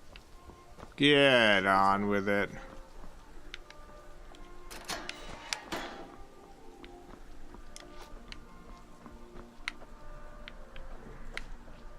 Hello?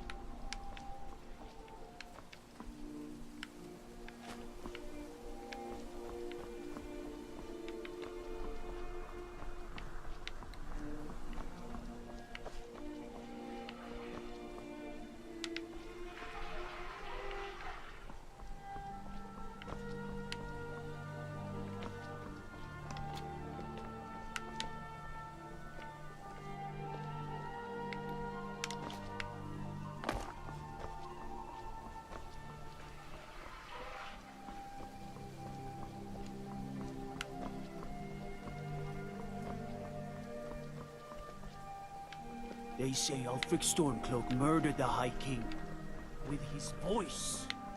Cool. Shouted him apart. Wow. The Emperor's cousin, Victoria Beach. The reception with you. Nice. Fresh fish! Fresh fish!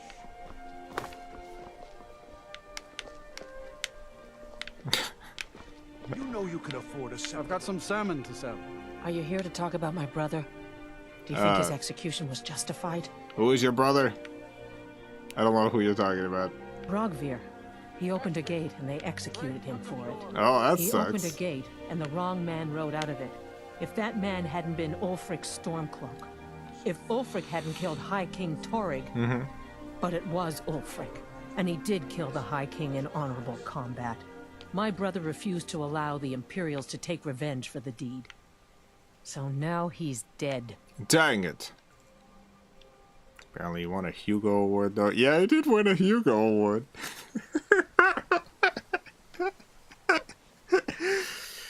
It honestly, there's some books that, like, are really super duper in the right place at the right time. Then like Rogvir, you have a Nord's heart. And It's don't hard for many of the necessarily people hold here up to to the understand. scrutiny of time. I think Aldous understands. I don't think I could have stayed here if anyone else had... I think I need to be done talking for the moment. Okay. Goodbye, Greta. Everything all right? Being old's not so bad. Daughter keeps me fed, and my working days are done. Citizen, stay out of trouble, Argonian. If it's arms or armor you need, see Baron in Castle Dower. Bloody good blacksmith, that one. Okay. I will. Take my advice. Never gamble. Damn Ernskar has me in debt up to the eyes. Dang it. You're in debt to Scar? Too many drinking games, too many bets, and I'm too old to ever raise the coin on my own.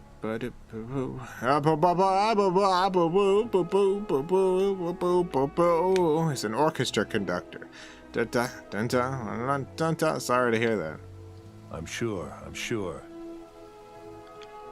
You should speak to my daughter, Yvette. She's the brains of the family. Okay, I'll speak to Yvette. A coin or two for a veteran? It's not much to ask. Spare some gold for a veteran? Yeah, sure. Can you spare a septum? Here. Oh, thank you. Divines bless your kind heart. What was all that? What's your story, old man? I was the finest scout in the Legion once. Tracked down all the places in the wilds that were causing people trouble. Lost my helmet in one of the old caves. My pretty helmet. Life just got worse after that. Oh no. Kept losing things. Lost your hat. So many things. Dang. Well, if I can find this helmet for you. Oh, you could? I sure would love to have it again. Could show you some of my old scouting trips.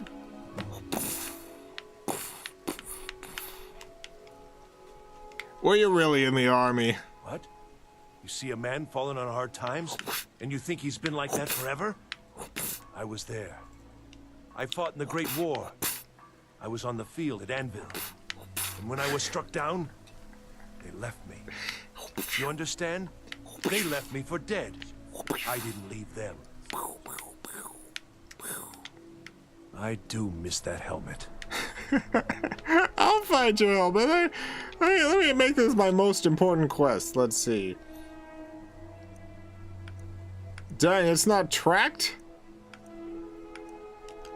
No. How am I gonna find the helmet?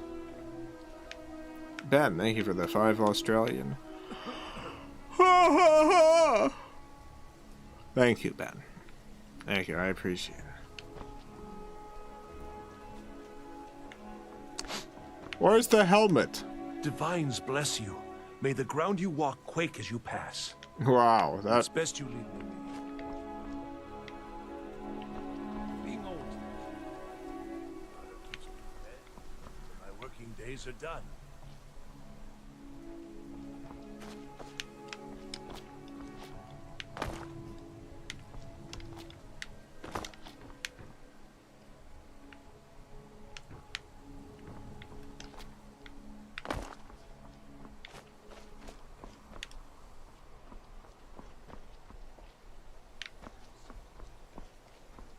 Helmet quest to be in the miscellaneous section.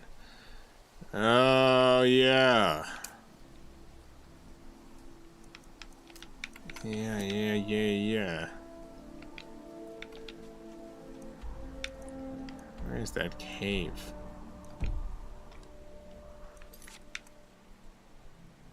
Shadow Green Cavern. Where's Shadow Green Cavern? I gotta find it. All I care about right now is finding this guy's helmet. It's at a cave located north of Solitude. Alright, well, we're in Solitude. We should leave Solitude.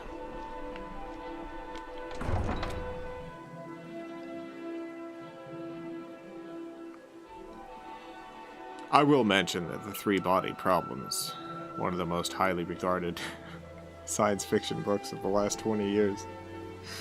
Did win numerous awards. Beloved by Barack Obama and Mark Zuckerberg. Like, you know, don't take anything that I'm saying as gospel. It's a highly regarded book. Dang it, this is the wrong exit to take.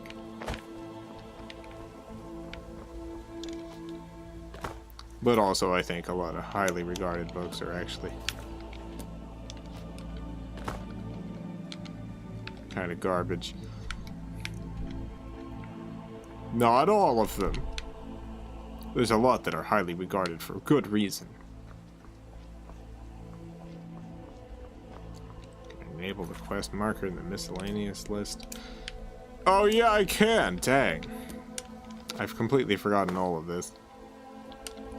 Doubt I'll be reading it, honestly. Yeah, I mostly wanted to read it because it is... I might get rid of this one.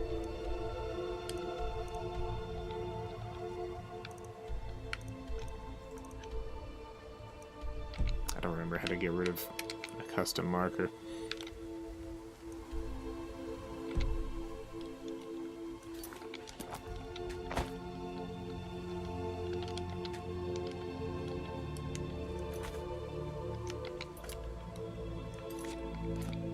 There we go.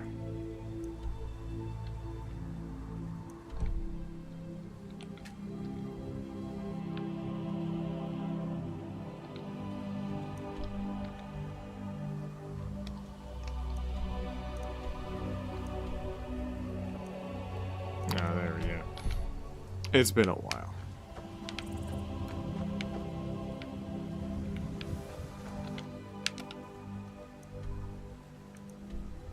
Aha!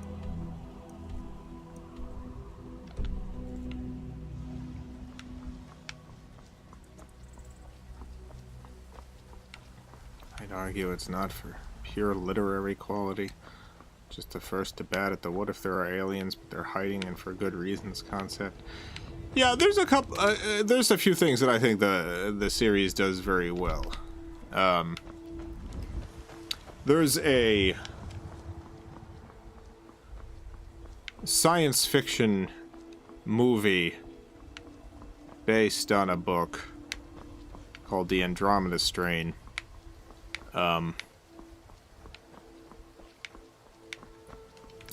If you've seen the Andromeda Strain movie from the 70s, I actually haven't read the book.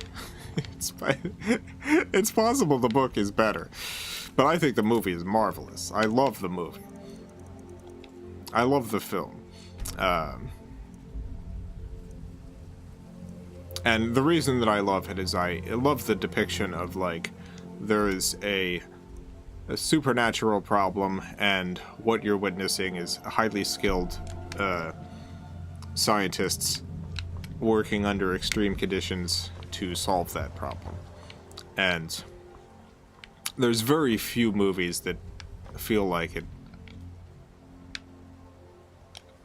authentically depicts a situation like that, and I think the Andromeda Strain movie does very good, and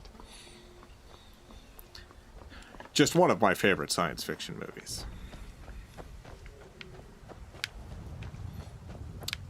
The Three-Body Problem series also does that, and is reasonably successful at that, and those elements of the books I genuinely enjoy, and it's what's kept me reading along. So I'll say that about the three-body problem and so far the first half of the sequel.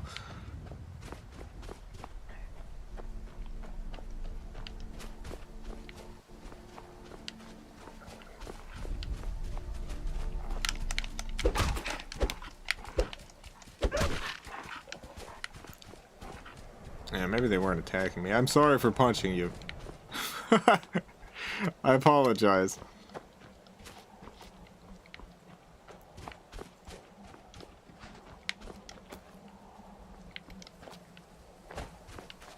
I think this is not the way to go.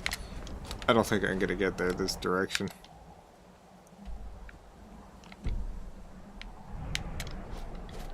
The concept is solid enough we collectively forget the ideal baby brain wife. Well, I'm not really forgetting it.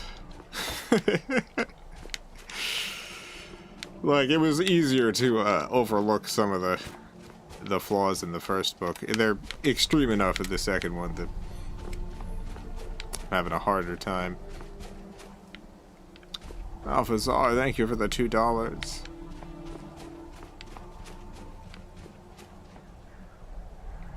Oh, I missed a super chat earlier. One moment, Malphazar. My apologies, Scantron Beats. Hope you're still here, Scantron. Scantron, thank you for the $5. Join Patreon today. Oh. Saved and... Oh, I just died? Yeah, I just died. That's fine. We're at the end of the stream anyway. Saved and influenced my life. Took me from homeless to paying too much taxes in a few short years. Want to stay grateful. Well, thank you for the support, Scantron.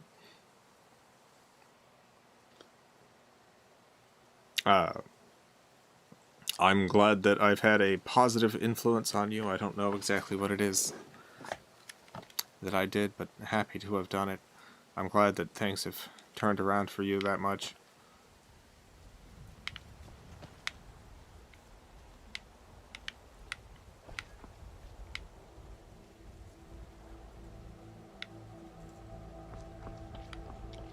Nice to pay too much in taxes.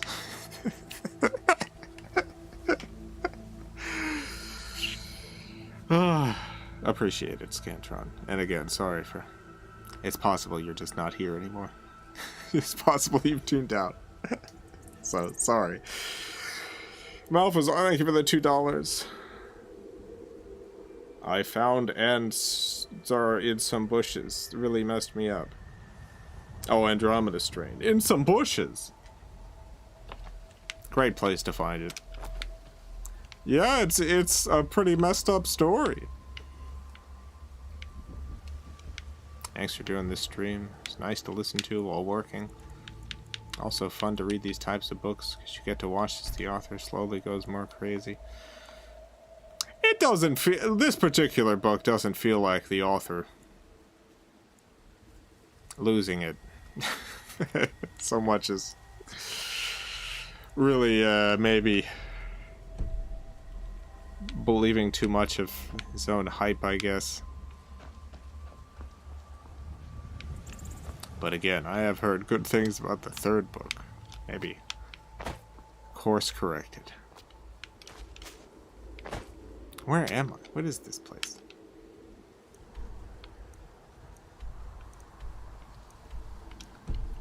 We didn't really get much done here.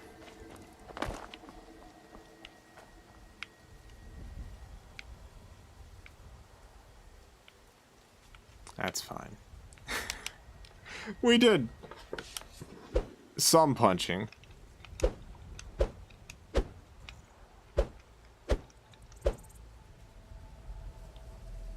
What is Andromeda Strain about? There's like a town that gets... I think there's a meteor. Alright, so there's not a meteor. There's a probe that had collected some space stuff that then crashed near this town on its re-entry, and the whole town just dies because there's something extremely infectious and deadly that came back. And a number of scientists essentially take a sample of this and go into this super secure research base to try to study it and figure out what it is and how to stop it from killing other people. That's the basic premise. But the movie, at least, I once again, I haven't read the book, but the movie's a very good portrayal of scientists working together to solve a problem that's a pretty frightening problem. Just a good science fiction movie in general. Alright, well that's it for tonight. Special thanks to the FilmCow Patreon supporters. This list will be updated in 2 days. Yeah, I think 2 days.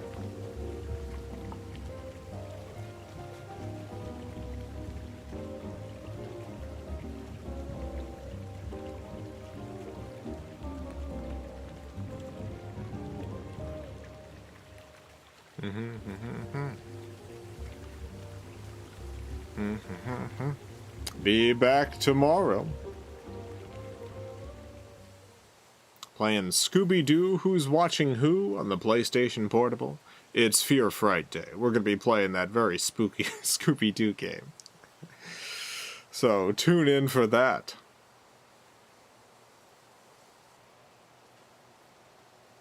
It's nice being here. See you soon. See you soon, Umbra. Hope H comes back. Oh, if only we can see H again.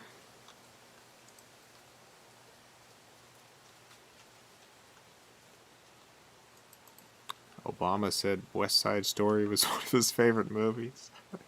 Dang it, now I gotta reconceptualize a West Side Story in my head.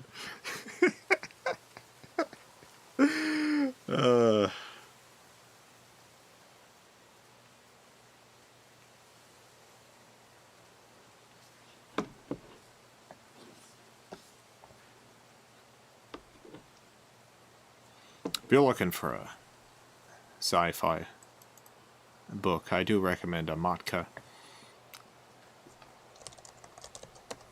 That's one I read earlier in the year.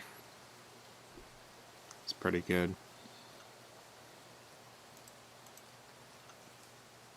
The Ancillary series by Ann Leckie. That's also very good. A lot of good books. I gotta get reading more.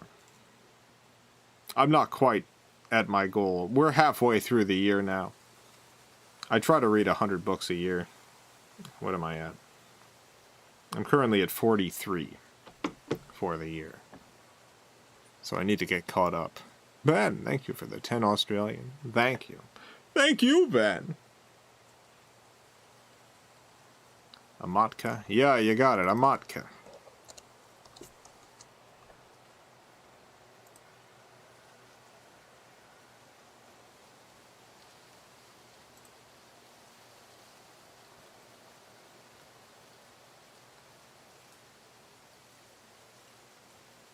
Matka, a 2012 novel by Karen Tidbeck. Originally written in Swedish, published in English in 2017, set in a world shaped by language.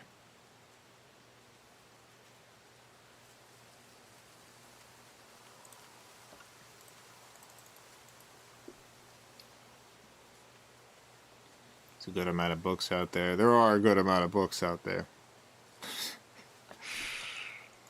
Have you read Worm by Wildbow? I have not. Would you recommend Worm?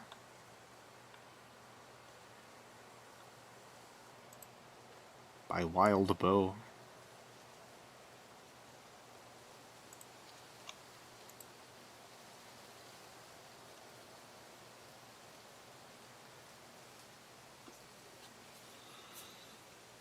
There's so many books. There really are a lot of books. It's like, I feel like I do read a good amount of books. And still, I haven't read most books. And never will. Like, I don't think I could read more books than I do. You know, I decided it was important to me, and so that's a thing I do a lot of. I don't really think I could get more of them read in a year without just never working. Only reading. But even at 100 a year, it's like, just never going to get through them all. There's just too many.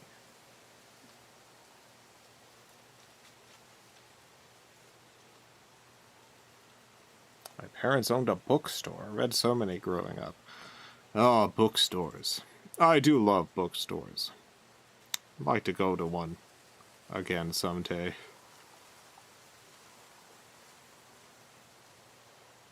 Reading Black Leopard, Red Wolf, enjoying it a lot. Nice.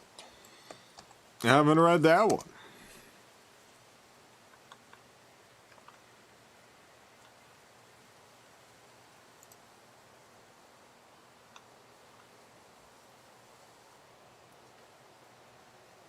Yeah, seems pretty good. Looking up. It's got a nice cover.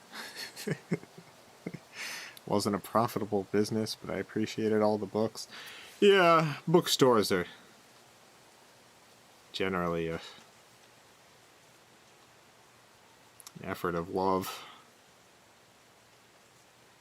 Hard to make those make sense financially, which is too bad that that's how the world works.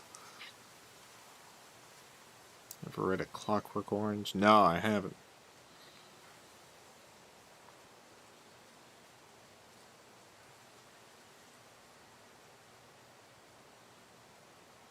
Glad people are still avid readers. There's a period in early 2000s I was getting worried people's books are over attitude. Yeah, I feel like ebooks and audiobooks and stuff really helped keep that going. I still like holding physical books. I listen to a lot of audiobooks when I do house chores and stuff, or drive. And then I don't have a Kindle or anything. I got nothing against all that stuff. I just like holding physical books. I like the weight of them. Would be much less of a hassle to have a Kindle or something, but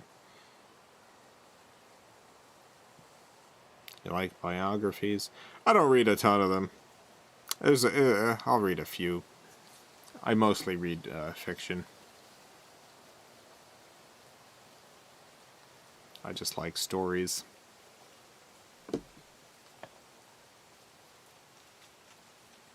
Seems like I made it to the stream just in time. Welcome, Mason! We're talking about books again. I feel like I bring up books maybe more than most retro streamers. I don't know how many retro streamers regularly bring up novels, but yeah, you know what? I guess I don't watch all that many retro streamers, so this could be the norm.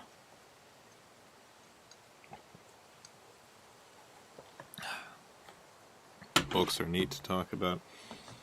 I love them. I'm not the sort of person who thinks any one art form is better than another. Like novels, graphic novels, video games, movies. They all got their strengths and weaknesses. They all got their place.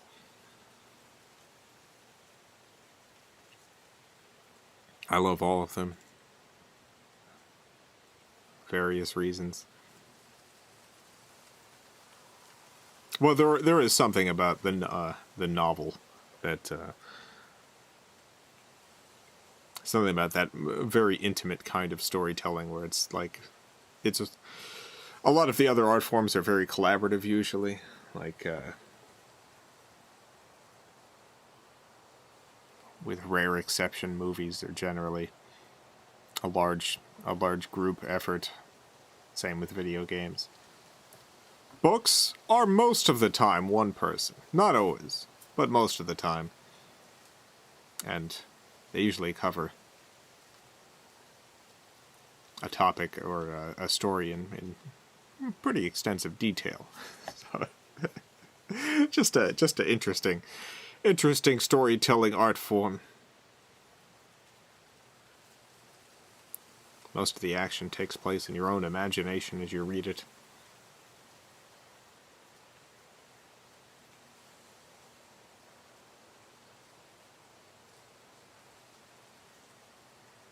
Do you usually buy your books new or used or from the library? Depends. I do have a good number of used books.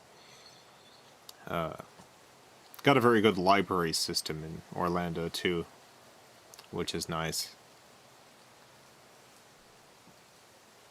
If there's sometimes most of the new books that I get are if I've listened to an audiobook that I've really connected with and want a physical copy. If I already know that I like the book, then I'll get a new one.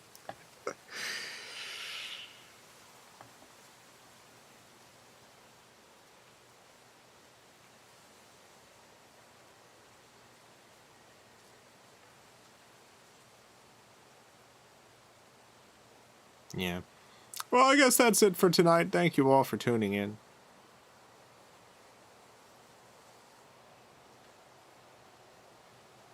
Shadowstone Park is kind of all you two, right? Yeah, me and Scuffy. Like, Scuffy does some of the, does the character design work and did some of the props. And like, I guess a lot of my desire to remain independent and do the kind of animation I do is because I do value a kind of art that comes from one person. I don't value it above other types of art, but in animation, there's not a ton of people doing that. There was a lot more in like the early internet days. There was like a big boom of that. It's hard. It's hard to do that. You and Scuffy share the same Mac? No, Scuffy's got like a Surface, Windows Surface. All-time favorite book. My all-time favorite book. I don't know that there would be just one. I do really like the Raven Tower by Anne Leckie. That's probably, of the couple of books I could consider my favorite. That would definitely be one of them. Rebecca by Daphne du Maurier. That's another one.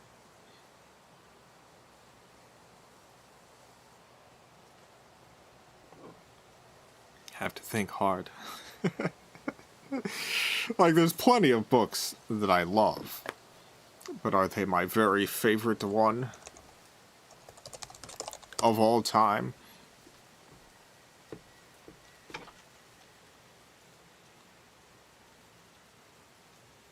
Oh, We've Always Lived in the Castle. That one would also make the list. The Lathe of Heaven by Ursula K. Le Guin.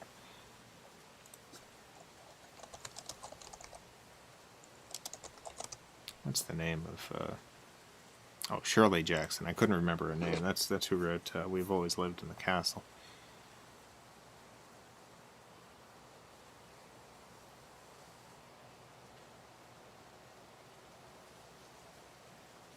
It's a more recent book, but The Song of Achilles I thought was pretty incredible.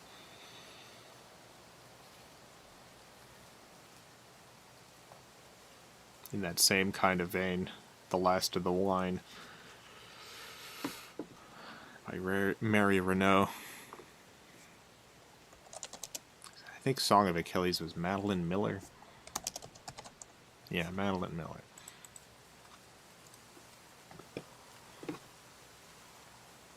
Will you finish reading Rebecca to video games? No, I probably won't get through all of Rebecca reading to video games. I would like to continue that series. People did not like it, though. Unfortunately. I really like the Xenogenesis books.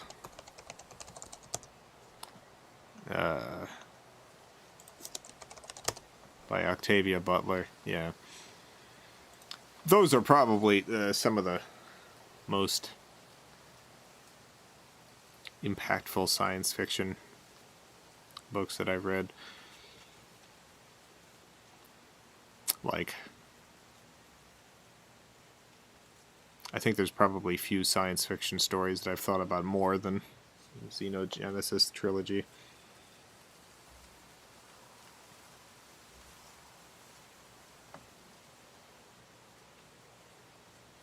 So add that to my favorite books list. How much do we have to pay on Patreon for Rebecca audiobook chapters in the same tone as that series? Oh, I don't know. I don't know that it might be a bad idea. Like, I don't have the rights to Rebecca. I think I think doing it as a goofy YouTube series is one thing. Charging people for it might get me into some trouble.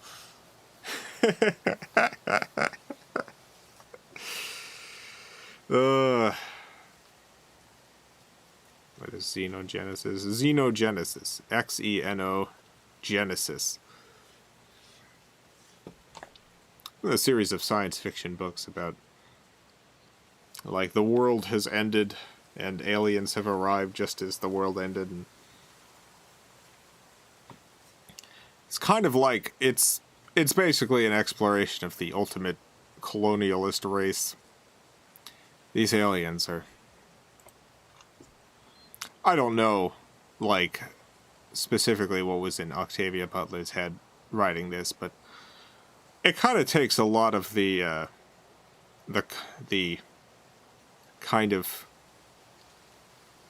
false colonialist narratives of, like, the colonized people were unable to govern themselves, and it's actually good that we colonized them, genocided their race. We're the benevolent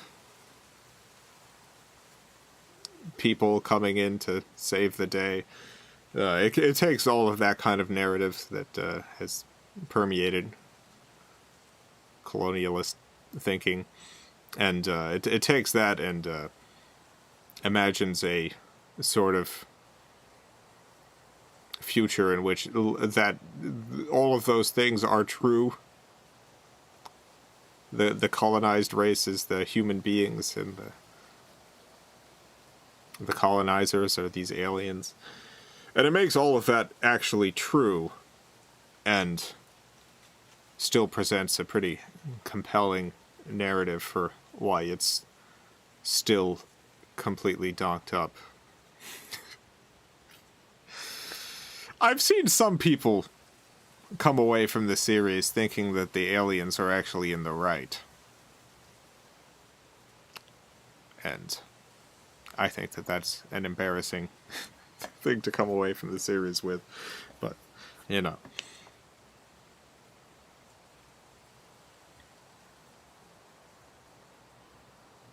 Genocide isn't good since when?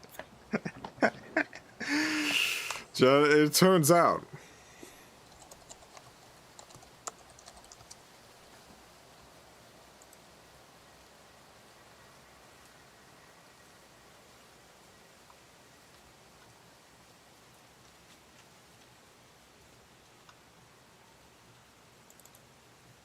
Yeah, the Owen Collie. That's the aliens. The Owen Collie.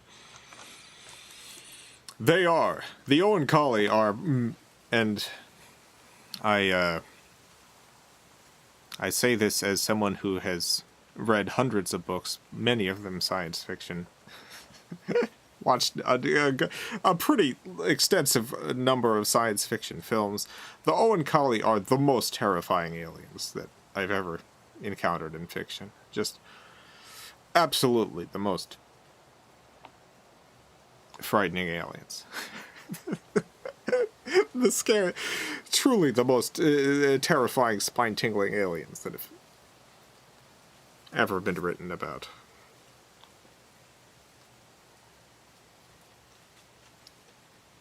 Why? There's a... So, first of all, there's like a visceral quality to them that's upsetting to think about. And that's part of the plot point. But just the way they interact with people is like...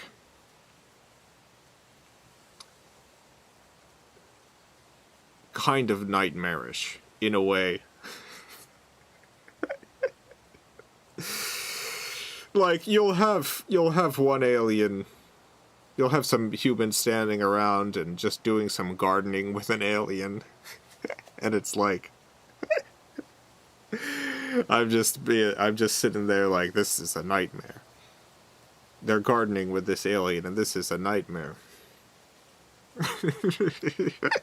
It's, I can't really explain it without, like, going into great depth. But I do recommend the series by Octavia Butler, the Xenogenesis series. Highly recommended.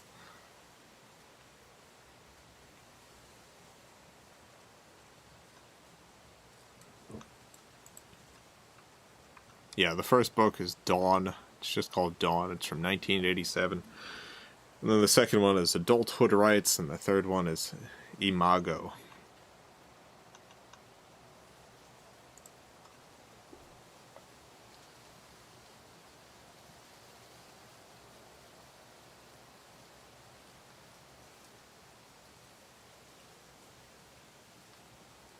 Anyway. That's it. That's all. Have a great night, everyone.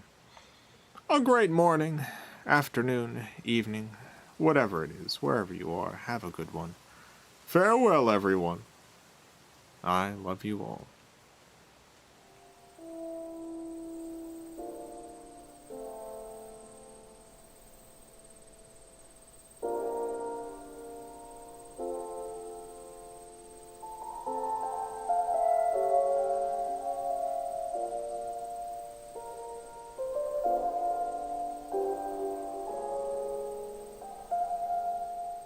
Real quick, here's one of the things that make the aliens very scary.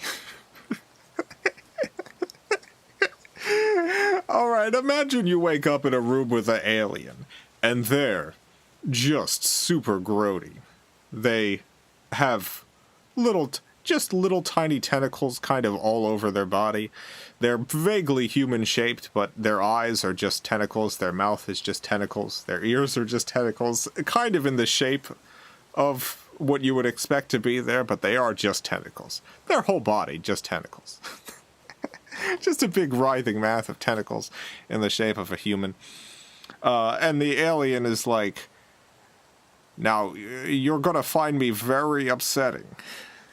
You're gonna find me very upsetting to look at. But it's very important that you get used to it, because I am going to mate with you. And you're like, excuse me? And they're like, now, this is very important. I will only mate with you once you give your consent. And you're like, okay, well, I do not give my consent. And then they inject you with a chemical that makes you super duper horny for their tentacles. And they're like, I consider it consent that you're horny for my tentacles. And then they mate with you.